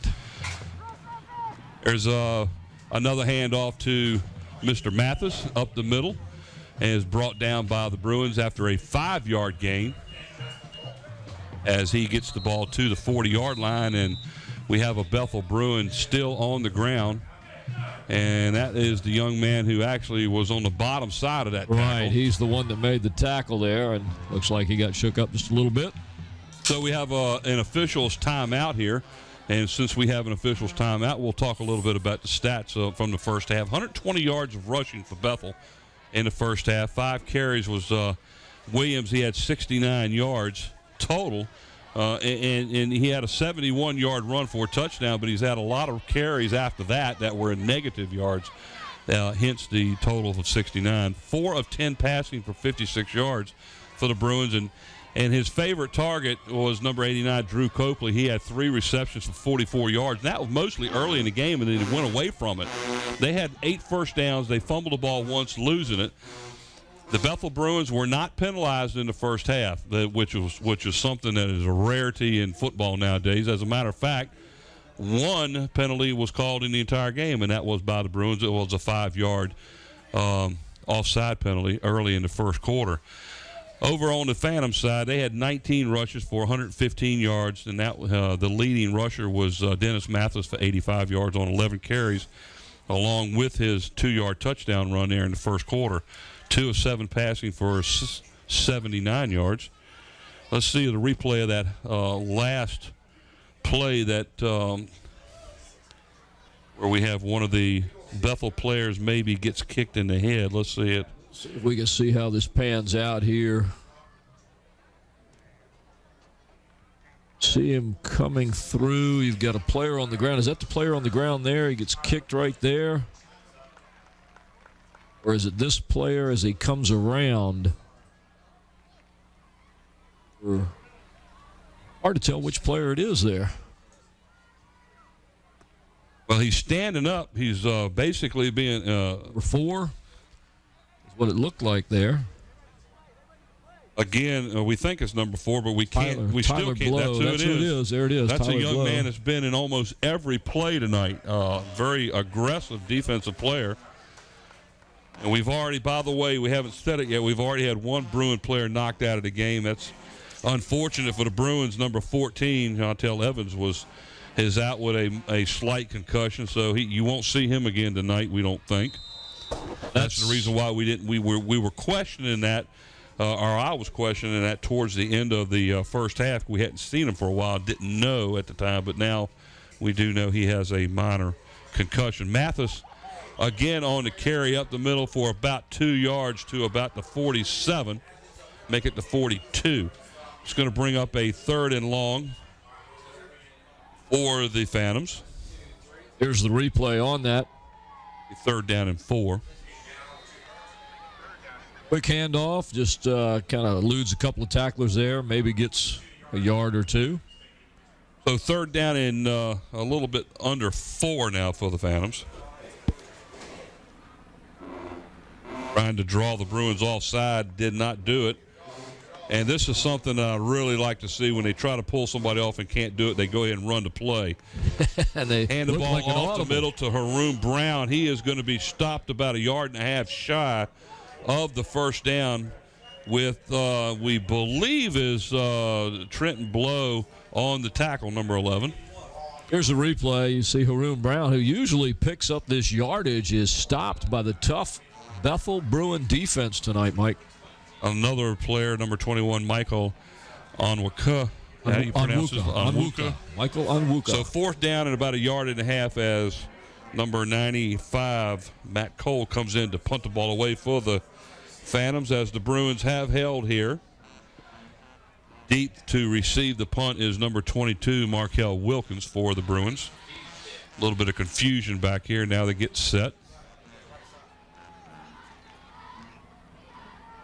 The fake. Ooh, and they've got it. And they've got it as the ball was snapped directly, I believe, to Mathis. And it was. And he picks up about 6 yards on the play out to the 48-yard line on that fake punt. 1st and 10 for the Phantoms. Well, they picked the right time to call that play. You would expect them to punt in that situation, and the direct snap goes right to Mathis, and he easily if you happen to picks up see that first down. See the replay on that thing, the punter, Cole, gets an Academy Award for his the way he jumped back acting like the ball. Man, this ball snapped over my head. Next thing you know, Mathis is running with the ball. I'm not sure that fooled anybody. Here goes Mathis again around the left side. Until those last 2 carries, Mike, Mathis had 3 more carries, and that giving him 14 carries and 102 yards in the game. And he was forced out of bounds by the Bruins' number 20, and that's Lionel Parker. Well, there's a flag. Hey. Haven't seen too many of those tonight. There's a second one. Got a holding here. Holding against the offense. 1st down. And it's going to be holding from the spot, too, by the way. And it looks like the spot was the original line of scrimmage, so they're going to move it back 10 yards. It'll be 1st and 20 as the ball sits at the Phantoms' 38-yard line. Start of the 3rd period here at Darling Stadium. The Phoebus Phantoms out in front of the Bethel Bruins 7-6. Mike Hauser, along with the rest of our crew here with... Oh, wow, Paul Rowe. I'm sorry. I was looking at the clock out there and trying to see what this player was doing at the same time. Pass play over to the far side, over there next to the Phoebus sideline. And what a great play that was. I was sitting here looking at you. There's a helicopter there. Where? You see it on the screen right here. It was outside there, and so I wasn't crazy. Oh, he's coming back in. That's the Channel 10. Yeah. It's coming right down in there. Maybe it's somebody important coming to watch. That's Channel 10's Friday Night Lights. We knew they were going to be here. They were here early. I thought they had left. I didn't know they were coming back, but they're over there landing outside the stadium. Hey, that was a nice pass play, a gain of about 13 or 14 on the play. Brings up 2nd down and about 7 now. I thought there was a pitch coming. to Mathis, almost drops it, gathers it in, gets a great run, forced out of bounds all the way down inside the 35-yard line. Well, Mike, here we go. Mathis, the leading rusher in the district, beginning to pick it up here now in the second half. He's getting some good key blocks, picking up the yardage. And if this continues, Phoebus is going to be hard to stop as they march down the field. One of the things that they got away from it a little bit in the first half was running the ball with effort from Mathis, and this time, right now in the start of the 3rd quarter, they're kind of concentrating on getting him to the outside. He's doing quite well so far. Now they're going to have to go to Brown every now and then. There's Boyd handing off again to Mathis. He gets away from 2 tacklers and it gets a pretty good sized gain there and brought down pretty hard after a gain of about 10 yards. Nice offensive play by the Phantoms. Nice blocking by the Phantoms there, as you can see. Little sidestep here, little sidestep there, gets away from it, and then he gets hammered from the rear. Again, that was number 54 on the stop, Corey Boyd, who we have called his name a lot tonight. There's 2 players defensively right now for the Bruins who have really stepped up, Tyler Blow and also Boyd. So they're doing a good job on the defense. Right now the Bruins seem to be having their way on the run now as Mathis picks up another first down for the Phantoms. We've got 7:03 left here in the third quarter. Darling Stadium. You're watching WHCS, Channel 46 Sports. Where you get all. That's right. That's Get all where the you get sports all. we're going to give That's you. right. Friday night sports, Peninsula District football, Phoebus 7 and Bethel 6. A good, tight defensive game. First and 10, Phantoms at the 22-yard line. Bethel Bruins playing this second half without the services of Jontel Evans, their leading rusher. And there is Haroon Brown getting stood up right at the line of scrimmage. He's not going anywhere on that one. This game features the number 1 rusher in the district, Mathis, the number 3 rusher, Evans, and the number 8 rusher, Brown, who you just saw with the ball, and he gets stacked up. That's number 80 on the hit there for the Bethel Bruins, John Harrell. He did a great job as he stopped the momentum. The Bruins are going to have to stiffen up right here, Mike, and stop the Phoebus Phantoms. They've been moving the ball on this series quite well, thank you, with Mathis. It was a loss of about a half a yard on the play. We'll call it second down and 11. Back to pass with Boyd over the middle. Ooh. Great defense. That one really didn't have a chance as Not the at defense all. had that one covered pretty well. Seaver never got to where he was supposed to be when the quarterback threw the ball, and that was just destined to be either intercepted or incomplete, one or the other. It was intended for Donnell Dixon and defended by the Bethel Bruins, Lionel Parker. 20. So that's going to bring up a third down after the incomplete pass. Third down and we'll call it 11. I would think they're going to have to go back to Mathis here with third down. He's got them to where they are right now. They tried Brown on a play. They tried to pass on the last play. Let's see if they don't do a little quick handoff here or a draw play nope, drops back to pass. It's a screen play to Mathis, and it was a little off target, incomplete, as the Bethel Bruins defense pretty much, I tell you, if the ball had been there, that might have got a lot of yardage on that, but they had pressure on the quarterback, and Boyd just wasn't able to get it off like he wanted to. The pressure was based on the fact that the Bruins' offensive line let them come through because it was a setup. There was almost a hole there. Yep. There was a setup, obviously, from the get-go on a screen pass, and if he had hit him, boy, look at the open. He had one defensive player to get around. Just wasn't there. So once again, fourth down and 11 as the Bruin Phantoms are going to go through. for it. Looks like the Phantoms might call timeout here. Timeout.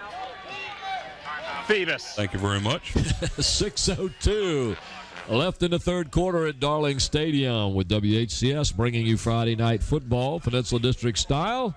The Phoebus Phantoms 7, the Bethel Bruins 6. Hey, let's talk about our third quarter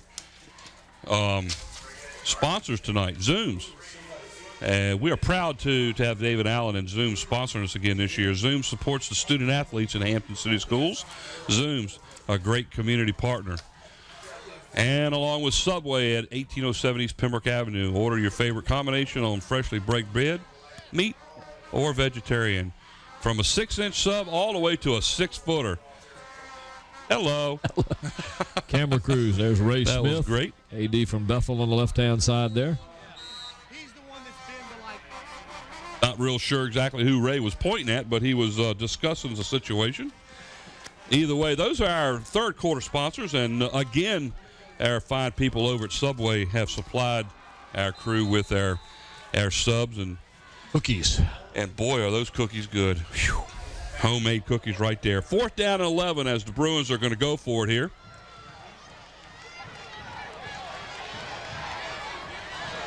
Pass is over the middle, and it looks like it was caught. Incomplete is what the ref is saying, and you had some hard hits right there on that play, Mike. And we still have a Bethel Bruin down and hasn't gotten up yet. On that one, the pass, the defense, and the offense all met at the same time, going 40 miles an hour. I think it was intended for number 80, Wheeler. Watch this. Boom, boom, boom. Everybody hit everybody on that one. Oh, it did drop. And, you know, from where we were sitting up here, it looked like it was caught, but he obviously didn't catch it, and it's an incompleted pass, and the Bethel Bruins stopped the Phoebus Phantoms again, 1st and 10. Their defense is playing tough, and, Mike, they were the second-ranked defense going into tonight's game. Yeah, despite their record of and having the last 3 losses. Well, 2 of those losses were pretty close games, and they probably should have won at least one of them. Whoop. That looked like Williams again, number 35, Eric Williams. He slipped out there. Not real sure why he didn't make a cut, Williams, but he just kind of went down on his own. That was number 35. That was Williams, wasn't it? Yeah. Yep. So he's going to no gain on the play as he did get back to the line. Watch this. You can see he gets the ball. He takes off to the side. And all just of a looks sudden, like he watch stops this. and goes down. I'll just stay right here, he says. I believe that was number 82 out there, Darius Swift. He had already said if you come any closer, you're going down anyhow, so you might as well just go down, and he did. And I said, I made a mistake. I said Phoebus. I mean, if I said Bethel with the second-best defense, they've got the 4th-best defense. It was Phoebus with the second-best defense. 2nd down and 10. There's flags all over the place, and what's that all about? We have to wait and see. I think somebody from Bethel moved. We have a dead ball. False start against the offense. Thank you very much. Replay 2nd down. 5-yard penalty moves the ball back. That's going to make it 2nd down and 15 now. I was going to get ready to say cut your microphone off there, ref. So, 2nd down and 15. Excuse me, 2nd down and 15. What's that? Brent just told us that was the first penalty against them. Bruins pick up the first penalty of the game. That's pretty amazing, isn't it? Yeah, it is. You go one for the half. most part, it's been a pretty clean game all the way across. Yeah, they go 1 half and 7 minutes into the 3rd quarter without a penalty. That's pretty good. They go back to pass, something they were pretty successful on in the first half, and this one he just throws away, and that again was intended for number 89, Drew Copley, and I'm not real sure why he threw that pass. I don't know. I think maybe he just threw that just so he wouldn't have to take a loss in the backfield possibly, but throws the ball out of bounds, incomplete. That's going to bring up a 3rd and 15. There you can see it on the replay. He's got plenty of time back there, and he just throws it out. It wasn't even close. It was out of bounds. Okay, 3rd down and 15 now for the Bruins. Copley doing a good job in the first half, had 3 receptions for 44 yards. They kind of got away from him. Part of that was due to the fact that the Phantoms put a man on him and went one-on-one with him. We have a timeout. Bethel. That's their first timeout of this half. So the Bruins waste a timeout here on a 3rd down call as the ball sits at the 18-yard line. And Paul, the Bruins offense is just absolutely stagnant with Evans out of the game. They're sputtering. They're sputtering. And you don't take anything away from Phoebus defense, because one of the things that they've done in the second half here is they've tightened up pretty good on that passing. The passing to Drew Copley that was very successful in the first quarter and a half of the game, and they made a couple of defensive adjustments, and Copley hadn't been anywhere around the ball since then. Look at that gentleman's crew right there. But in this half, and it's obvious to us that Evans is not going to be back in the game with that slight concussion, they're going to have to go with some passing, and they're going to have to get Copley loose, and they're going to have to use him as a decoy to set up some of the other receivers. Williams is doing a good job. He's doing a real good job, but like you said, Phoebus' defense is beginning to stack up at the line, and they're stopping them. But open it up, you're going to have to pass a little bit. They're going to have to get Copley free. By the way, that was Craig Breon on the left of that group of gentlemen that were standing there a little while ago. He's now part of the athletic department of the City of Hampton school system. No longer the head basketball coach of Bethel. And screen pass out here to Williams. And he's not going to get a whole lot there, gentlemen. Yep. He's going to that didn't fool anybody. Pretty much had him bottled up. Pick about 5 different Bruin players on that defense. Yeah, they smelled that one all the way. Going to lose about Phantoms, 3 yards. Phantoms on that defense. Yep.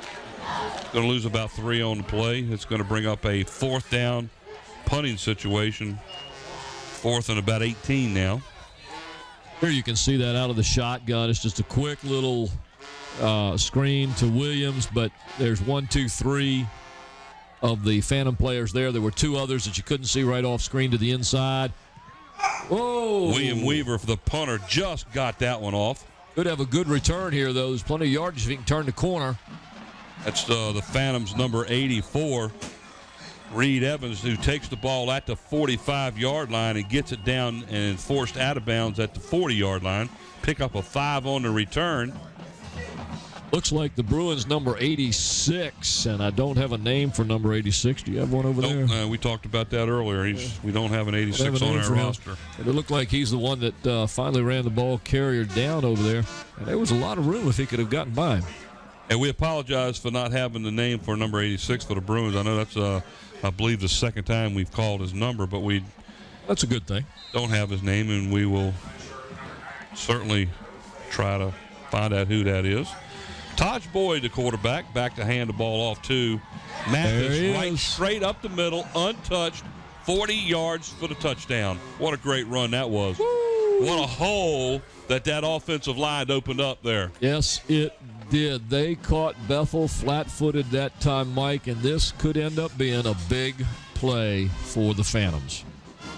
Mathis just hit the hole and accelerated, and he was gone. Watch the blocking scheme there. Boom, boom. You could drive a car through that hole. Once he gets there, he just flat outruns the secondary. You're not going to get him. Not going to get him at all. So 40 yards later, young Mathis picks up his second touchdown of the night on a 40-yard scamper. He's getting near 150 yards. He had 14:27 coming in to the game. Ball was partially blocked at the line, and it is no good. So 3:45 left here in the third quarter at Darling Stadium. There it is. Friday Night Football with WHCS Channel 46. The Bethel Bruins down by a score of 13-6 as they play host to the Phoebus Phantoms. Mathis now, by the way, has 177 yards rushing. I was 20-some off. So you put that 77 with the 14-27 he came with, and he's over 1,500 yards for the year. And I know he scored 1 touchdown tonight. Did he get the A? Scored 2, so that gives him 17 for the year. 17 touchdowns. And again, he is the leading rusher in the Peninsula District. In scoring, he was number 2 with 90 points. He now has 12 more, so give him 102 for the year. Not too shabby. Some stats there for the young man who will be playing football at a higher level next year. Cole on the kickoff at the 10-yard line. And have to move. No blocking. You can't stand there. Absolutely no blocking on the play as the runner for the Bethel Bruins, who, by the way, was number 20, Lionel Parker, had absolutely nowhere to go as there was about 5 defenders he was like, surrounding him. He was like a deer in headlights. You see him pick the ball up. It's like, whoop. Do you see any other Bethel Bruins there? Nope. There comes one. There comes Copley into the screen, but you've got 4 or 5 of the Phantoms by then, a little too late. Well, after that exchange of the punt and the run back for a touchdown, I hope we don't have a situation here where the Bruins kind of let down a little bit. They're still in this game by far. They are. And all their offense has to do is start getting a little bit of yardage here and get themselves out of the holes. The ball's sitting on the 15-yard line. And they've started deep in their own territory this entire second half, Mike, and that's been one of their problems. They've got to get some movement there. But again, without Jontel Evans, they're sputtering. There's Williams up the middle, gets outside. He's got a He's seam. free. If he got by that one tackle there, he would have gone. Nice play by number, is it 10? Looks like number 15 for Phoebus, and that's going to be Charlie Smith. So Smith stopped a long run.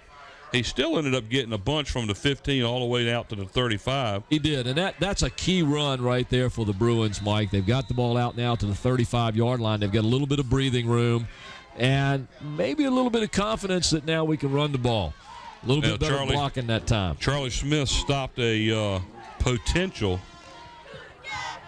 85-yard touchdown right there. They're going to have to come back with another nice run. They're going to need another 3 to 5 yard pickup right here. Baycoat back to pass on this play. Swings the ball out to the right, far side, and it looks like the referees are calling the ball dead at the line of scrimmage where he may have put his knee down. Yeah, he looked like as he caught it, he put it down, or as he stepped back. Yep, there is a flag over there. Watch the replay here. It's just a quick little pass to the outside as he comes See if his knee goes back. down. Yeah, right there. His knee was down as he caught it. In fact, he might have been behind the line of scrimmage. Might be a face mask called there. Let's see what the referees are going to call here. Here they come. They're going to wave it off.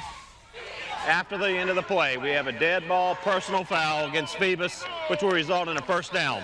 Well, 15 yards. That's the first one of those tonight. Yeah, now that's going to be a big, big help for the Bethel Bruins. That brings the ball all the way out to midfield as the Bruins will maintain possession, 1st and 10 at midfield, trailing 13-6.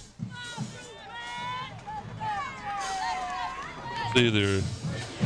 We were going to see the replay, so let's go ahead and keep on going with the play now. 1st and 10. Yeah, I tell you what, a touchdown and an extra point could tie it up here. Yes, it sure could. So that missed extra point by Phoebus a little while ago is big. Uh-oh. And Baycoat gets wrapped up at the line of scrimmage as looks like the defense of the Phantoms just absolutely came right through the line of scrimmage, led by the Phantoms' number 7, Landon Givers. As my young son would used to say, they beasted up on that one. They just came in there and stopped it cold. Like they're going to lose maybe 2 on the play. That's going to bring up 2nd down and 12. These two teams going back and forth, playing tough defense, making the good plays on offense. And it's been big plays, 3 or 4 big plays that have turned this game. Jarvis is now in there as a wideout to the near side. Baycoat back and he hands the ball off to Williams up the middle, and he's just not going to get nothing there. He didn't even break. If he had broken off to the near side, he may have picked up a few more yards. He stayed right with his blockers in the Phantoms' front line. That wall just stopped him. The defense for the Phantoms is stacked up in the middle. They're just challenging the Bruins to take it up the middle. When they do, they're stuffing them. And their linebackers are quick enough to stay outside and chase down anything they're putting to the outside. But, Mike, I think that's where they're going to have to go if they're going to get any yardage. I'm real surprised that the Bruins aren't trying to do a little slant pass over the middle because they're leaving the middle wide open. Had a nice shot of our favorite room down there. Was the snack bar. Look at the defense, the way it's set up right now in the back, in the defensive back. See the linebackers are coming up the middle. There's the little slant. It's a bit short. It is complete to number 1, Jarvis. He was basically being tackled as he caught the ball, but he does pick up about 4 on the play, well short of the first down. It brings up 4th down and 6. They had the blitz coming as you see the backers coming in, and they're stacking up that middle in there and just challenging the Bruins. Well, as you can see, Davenport was all over Jarvis on the play. But he does hang on to the ball. It's complete for about 4 yards. 4th and 6 now looks like Bethel's going to continue to. Who are you waving at? Young lady there was waving at me. So Baycoat under center. See if they can pick up about 6. They're trying to draw him offside. Didn't work, so he's going to call timeout. So that's their 2nd timeout here in the 3rd quarter. Ouch. Thank you. We have timeout. Bethel, the 2nd of this half. And Mike, we've only got 26 seconds left in the 3rd quarter now. Once again, you're watching WHCS Channel 46, where we bring you Friday Night Football, Peninsula District style. WHCS, your sports channel for the city of Hampton.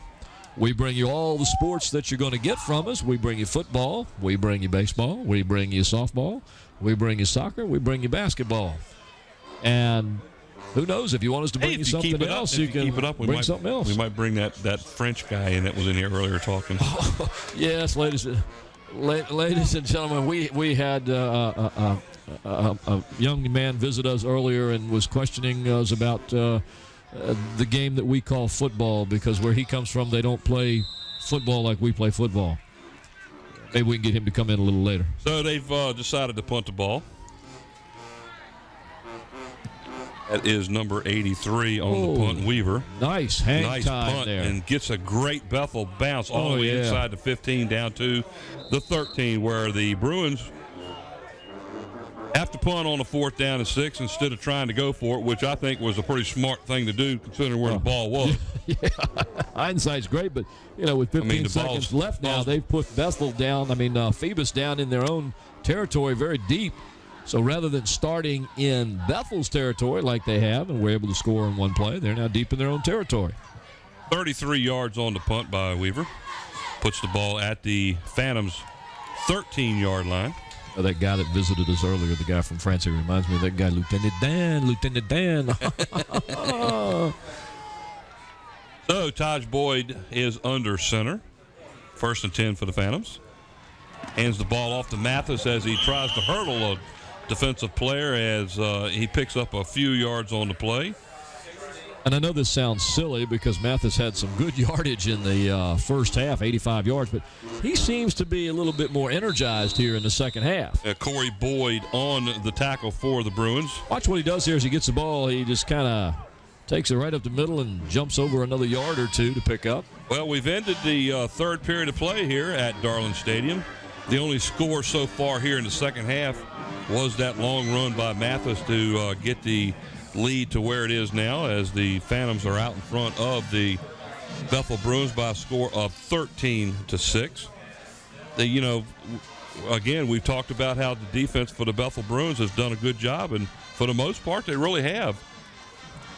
Go ahead and put that one out. That ought to be good. Well, I just want to real quickly here, we've got a chance. You see the score on the screen there as we see some of the Bethel cheerleaders. I just want to make this quick announcement.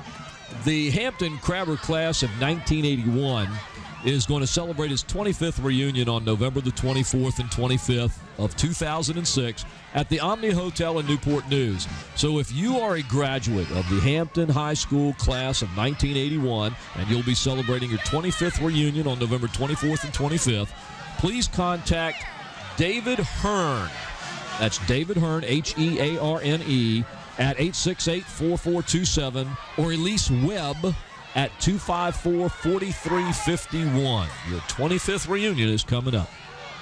Here we go. Mathis on a carry around the near side. Gets good yardage, and he is forced out of bounds by the Bruins. Number 20, Lionel Parker, and number 54, again, Corey Boyd. And I'll tell you what, Boyd has been on every play defensively except for the one that he had to come out when he got shook up. And Mathis got 15 more yards when he came out of bounds. He came all the way up to the fence here. I thought he was going to come up and visit us. Well, he might have. He'd bring us some food. Either way, it's a first down as he picks up enough yardage for the first down. It'll be 1st and 10 from the Phantoms' 25-yard line. Phantoms going back to what got them through the season. There's my ride there. I'm going to have to leave here in just a minute. Chopper 10. They're coming down to get me.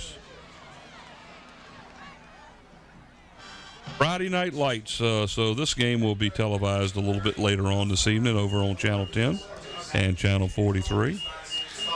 And it'll be televised. Well, it is being televised. You're seeing it. As we will have this game on multiple occasions during the week. Gain of about 5 on the play, again, to Mathis. This time you saw a little bit of a fake to the inside. Now, you normally don't see that from the Phantoms. They're just straightforward, give it to the running back, and he goes. But this time they had a little bit of a fake. 5-yard gain for Mathis. That brings up a 2nd down and 5. Mathis again off the left side, gets away from one tackle and is close to a first down near the 35-yard line as they mark it. We'll have to wait and see whether or not he's gained enough to get the first down. Be close, very, very close. All he's got to do, I think, is touch it, but they're gonna wait, call the chain gang in, and while they do that, we'll take a look at it again. He's pretty much stopped right there. Well, he was stopped from the line of scrimmage. Yeah. Mathis is one of those guys. He's a premier runner. He's going to pick up the yardage that he needs to get. He knows where he has to go. And he just keeps driving his legs. And you'll notice that the ball was set right on the yard marker, and that's exactly where the referee put it. Yep. He is short by about 2 inches. So, you could almost sneeze and get the first down. 2nd down, and we call it 1. He's not going to get credit for it. 4th down and about 3 inches here. There's some of the Bethel second down Bruins and about. cheerleaders. Well, there's a good pass right there. Second down in a couple inches.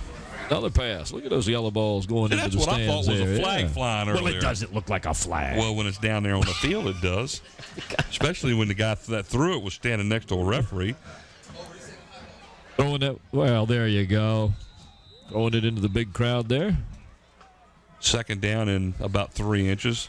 Looks like Boyd on the keeper. Whoa. He has not gotten it yet. Let's see if second effort gives it to him. I don't think he did. He needs to get over the 35-yard line, and where they're marking I it, think they're he marking lost. it short. Yeah, they're marking it about a half a yard short from where they had it. That was, by the way, a third down play. Watch the Bethel defense. They just pushed the offensive line back. Great job by the defensive line Yes, of it Bethel. was. Fourth down, and looks like Matt Cole is coming in to punt the ball as the Bruin defense comes up big again. Now, remember, Mike, in the first quarter, it looks like we've got a timeout being called here. Phoebus went to punt, but That's right.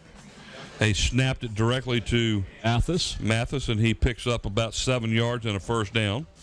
Don't be surprised if the Phoebus Phantoms try something like that again. Their running game is working so far. I don't know. We got pretty much a quarter to play here. They're only up by 7 points.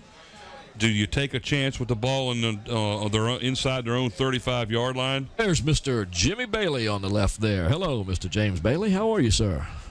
One of your students, I take it. No. Actually, his brother is John Bailey, who's the principal of the Bethel Bruins. Mr. James Bailey is one of the resource officers for the city of Hampton. Well, looky here. Hampton Police Department. He's the, Scotty was telling me he's the chief. On second thought, they're going to go for it. And there is a handoff to Haroon Brown. There's what he does best, folks. Give That's the ball why to Bruin. he's there. Let him pick up about 11 yards and a first down right up the middle. And there's the thunder part of the lightning that we were talking about that they finally actually got a chance to use, and it worked. And I like this. Everybody scrunched in toward the middle. The blocking was toward the inside, and it gave Haroon Brown an outside route. He took it.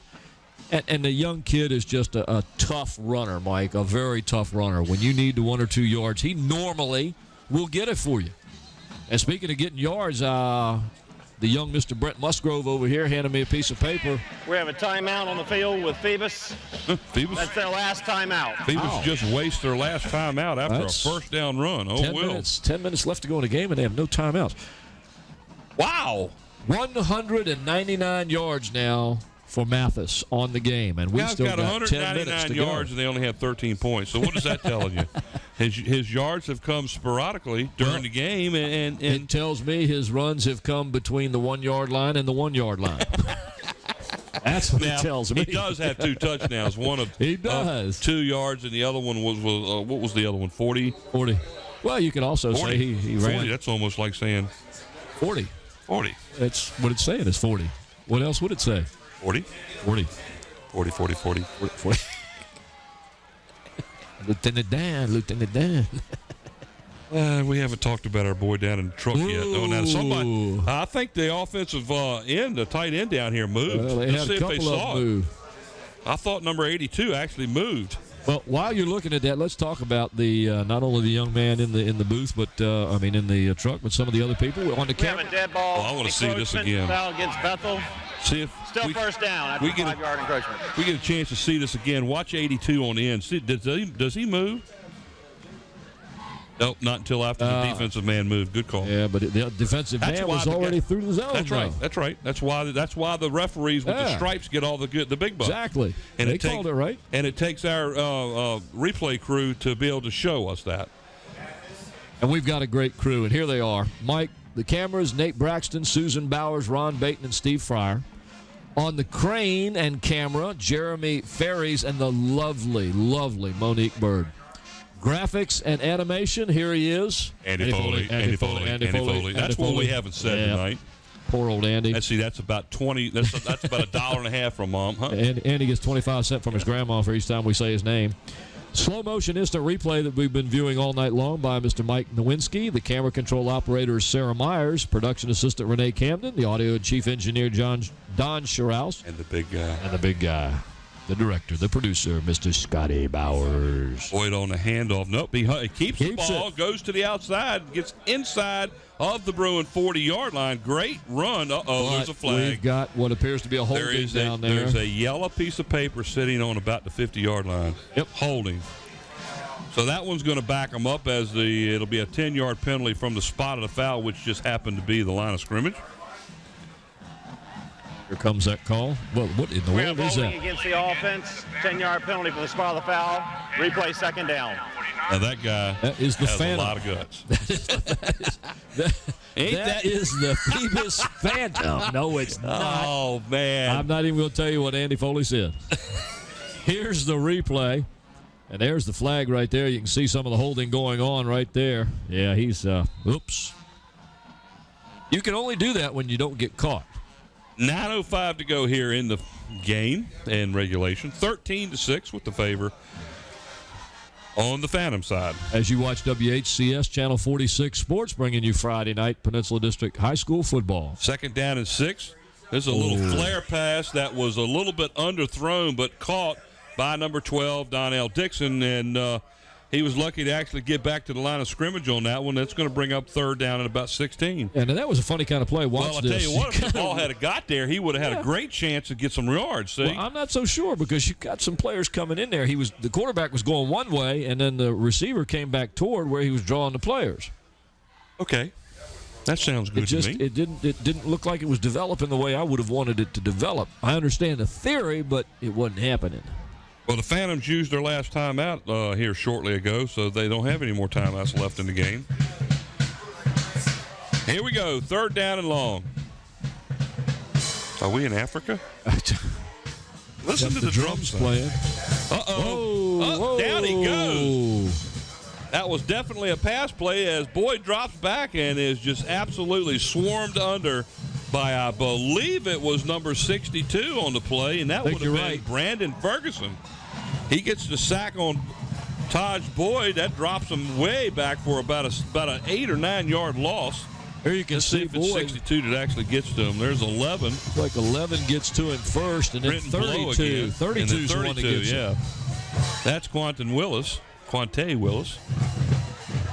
Now we are going to have a punt by the Phoebus Phantoms. And Cole back to punt. Gets the ball off. Nice spiral. It's hang Go get time the on ball. it. I just don't understand why they don't go after the ball. Ball bounces and lands and stops right at the 36-yard line. With 7:11 left here in the game at Darling Stadium, the score 13-6. The Phoebus Phantoms with a 7-point lead over the Bethel Bruins, who are playing a fantastically great defensive game. And as we said earlier, Jontel Evans out with a slight concussion, has not played in the second half. That's kind of stymied the Bruins a little bit on offense, but they still continue to play good defense. Matter of fact, I haven't even seen him out here on the field in the second half. Yeah, I think I talked to somebody said they didn't think he would be coming out, and he may have stayed in the locker room. They may have got him some. 1st and 10, and unfortunately, they're going to get started off with a 5-yard penalty as one of the players decided to beat the snap count. So We have a dead ball. Thank you. Ball start against the offense. Still 1st down. 5-yard penalty that'll move them back and make it 1st and 15, and the ball sits at the 31-yard line.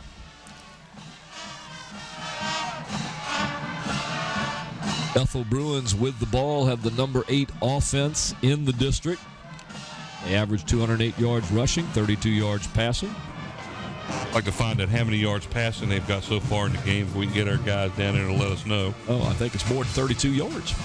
There's a handoff up the middle as Williams, and he gets the ball out to about the 35-yard line, where he is brought down by the Bruins. Eric Williams getting a chance to do a lot of running here with Evans out of the game, and he's doing a respectable job, Mike.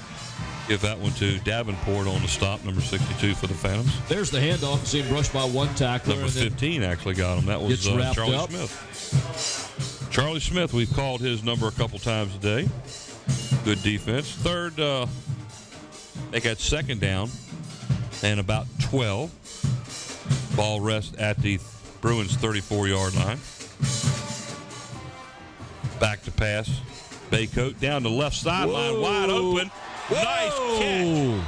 Oh, what a great job by the Bruins, number 83, William Weaver. Wow. Defended on the play by the Phantoms. We've got a flag down at about the 40-yard line, though, Mike, and I'm afraid that's going to bring it back. Watch this fantastic catch and throw. Aaron Hawkins and Nathaniel Motley. The penalty was against the Bruins. It was declined. I'm sorry, was against the Phantoms declined. Great job. Nice catch. William Weaver. We have holding against the defense, which is declined. Resulting. First down. Thank you. William Weaver really gets up on that one with 6:23 to go in the game here to bring that one in. A nice gain for the Bethel Bruins. Well, here we go. The Bethel Bruins on the move here. They could score, get the extra point, and tie the game up.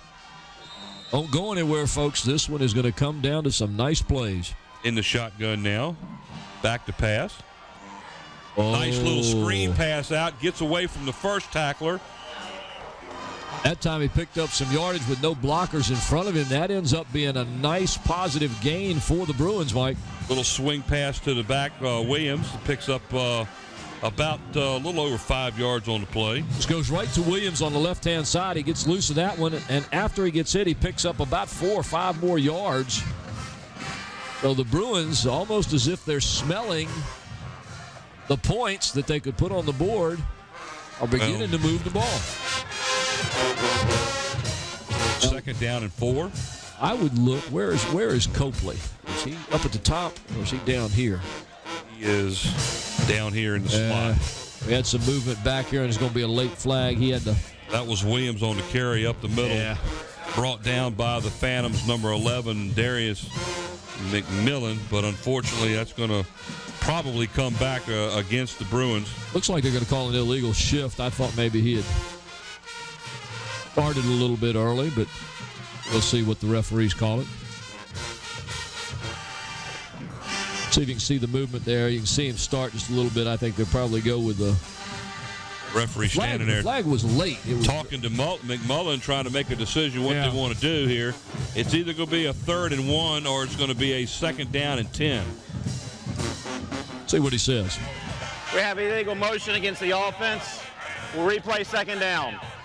5-yard penalty back, puts the ball down at the 34-yard line.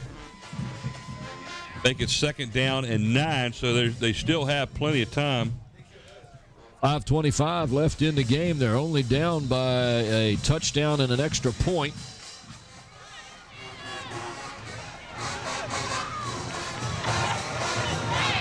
Here we go, back to pass, and he throws a draw play. What a play by the Phantoms, number 75, Maurice Hampton. Stopped that one before it really got a chance to get going. Maurice Hampton, one of the premier defensive players in the Peninsula District, was right there when the ball was handed off, and all he did was reach out and grab the running back. That wasn't going anywhere. Like he's going to lose about a half a yard back to the 35. Watch here on the play. You see him come in. Look, he just grabs out. It's a good thing he did. Reaches right out and grabs it. He had a slot to go in.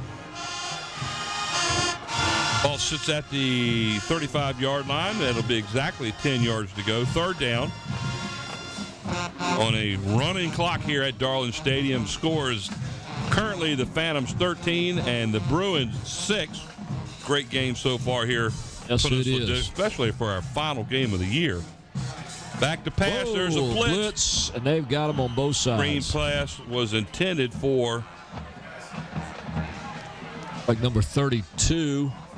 Well, it was funny because I was watching the head referee there, and I was waiting for him to make a call because nobody called that incomplete until one of the Phoebus players went and picked the ball up and handed it to the ref. I think the referee was going to call that a forward pass because I don't think he ever blew the signal. Let's see if we can see anything here. Not sure if it was or wasn't. Watch the blitz come from the top of your screen there. But it was a forward pass. But the referees did not kill the ball. They just watch this. He just picks it up and walks over and hands it to him. Either way, it's 4th down now as the Bruins looks like they're going to try to go for it.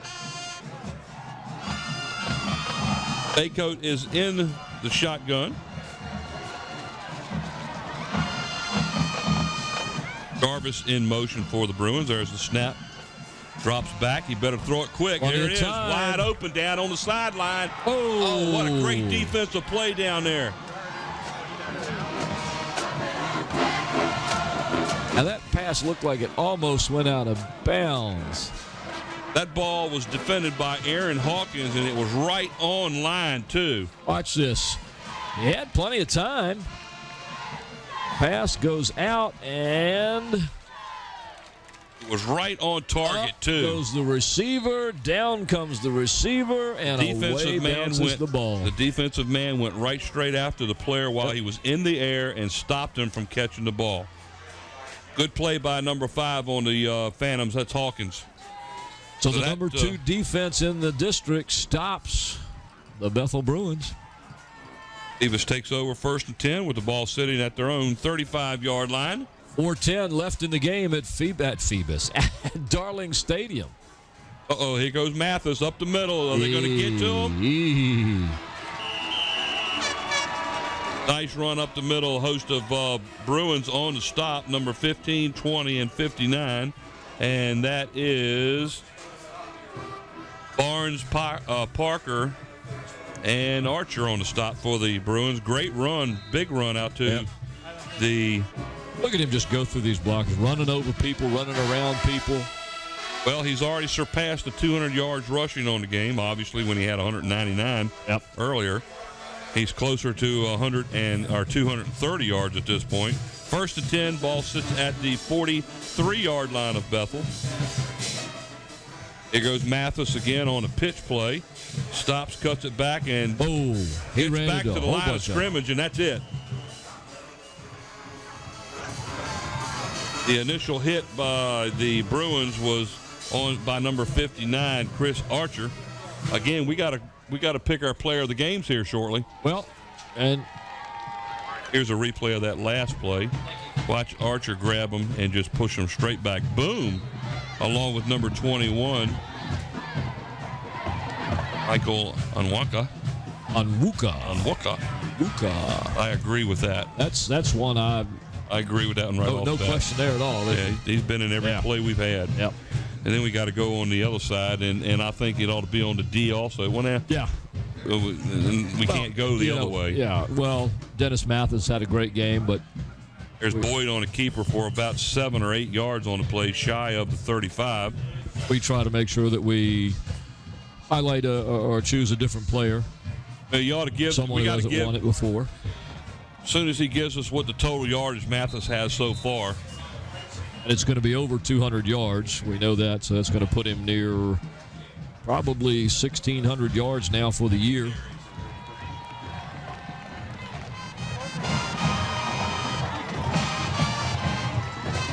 6 carries, 221 yards for Mathis. 221 currently. That gives him 1,649 for the year. And there goes Haroon Brown up the middle. He's going to be about 2 yards shy of the first down. That's going to bring up a 4th down play. And this is a situation where you would think that Bethel would be calling a timeout here. I think they're out of timeouts, though. What does it say up there? Bethel still has they one. Have one. Phoebus is out. Yeah, you've got 1 minute and 44 seconds, 43 seconds, 42 but again, seconds. They've got to stop them here too. So if they stop them here on a 4th and 2, this is the key play right here for the Bruins. First down by the Phantoms will pretty much ice it up. Here it comes. Oh, that's going to be 5 yards back as the right guard moved just a bit early on that one. Not what they wanted. So instead of a 4th down and 2, it's going to be 4th and 7. So it's going to be real interesting to see what. We have a dead ball. False start against the offense. Still 4th down. Interesting to see what Bill D does here now with a 4th and 7 instead of a 4th down and 2. It looks like they're sending Matt Cole in to punt. Well, Mike, I don't know what they're going to do or what's going to happen, but I do know this. The young man we talked to earlier today is here, and this is what he says. I don't know about your game of football, the way you play this thing and score the points, but if it were me and we were playing the football like we play in the France, we just kick the soccer ball through the post and score the points right now. It's no big deal. You people don't do that. Okay. There's a flag being thrown, and 1 minute and 7 to go. Looks like what they were doing that time was just running some clock off as they waited until they get another 5-yard penalty. That's going to march 5 more yards on it on delay of game. Well, actually, somebody moved. Well, the way they've been playing defense so far, the Phantoms aren't too concerned about where they are on the field when they punt. They're going to punt, and they're just going to rely on their defense to hold it.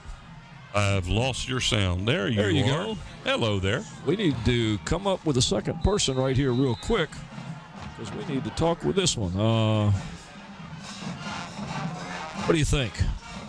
Nice punt. Oh, great punt. Deep, deep. Go get the ball.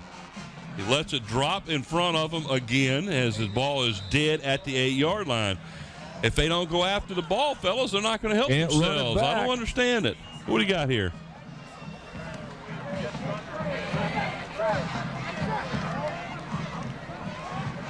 So the Bethel Bruins we're in the process of trying to figure out who our players of the games are now, and Brent will send one of them over there. That's one. That's one there.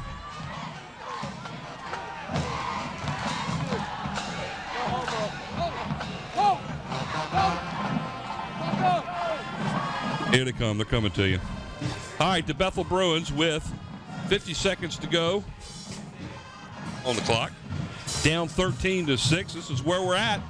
They've got to do something with the ball here, or they're not going to win the game. And right now, it's pretty much on the, well, they say they got players running off the field here. I guess they had too many on there. There's a pitch to Williams. A flag is down. As it looks like Williams is dropped at about the 10-yard line. He might have gained a yard, but this penalty is going to be against Bethel. They had an illegal substitution as they actually broke the huddle with 12 players. And unfortunately, that 12th player had already run off the field, but you can't break the huddle with 12. Let's see what the referee calls. Our players of the games have been sent to the truck, so as soon as they can get them up there, we'll tell them who they are. We're waiting for the referee now to tell us what that penalty was. I believe it's going to be a 5-yarder against against Bethel. I'm sorry.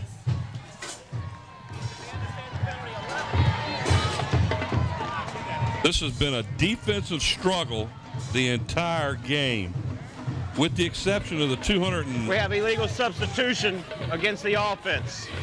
We will replay first down. So the ball sits at about the 3-yard line.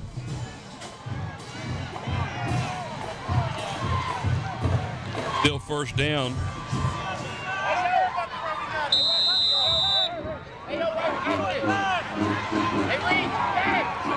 Back in the end zone in the shotgun as he throws the ball over the middle, and it's completed by Jarvis out to the 26-yard line. That'll be good enough for a first down as the clock stops now to get the chain moved. They don't have a whole lot of time to waste here.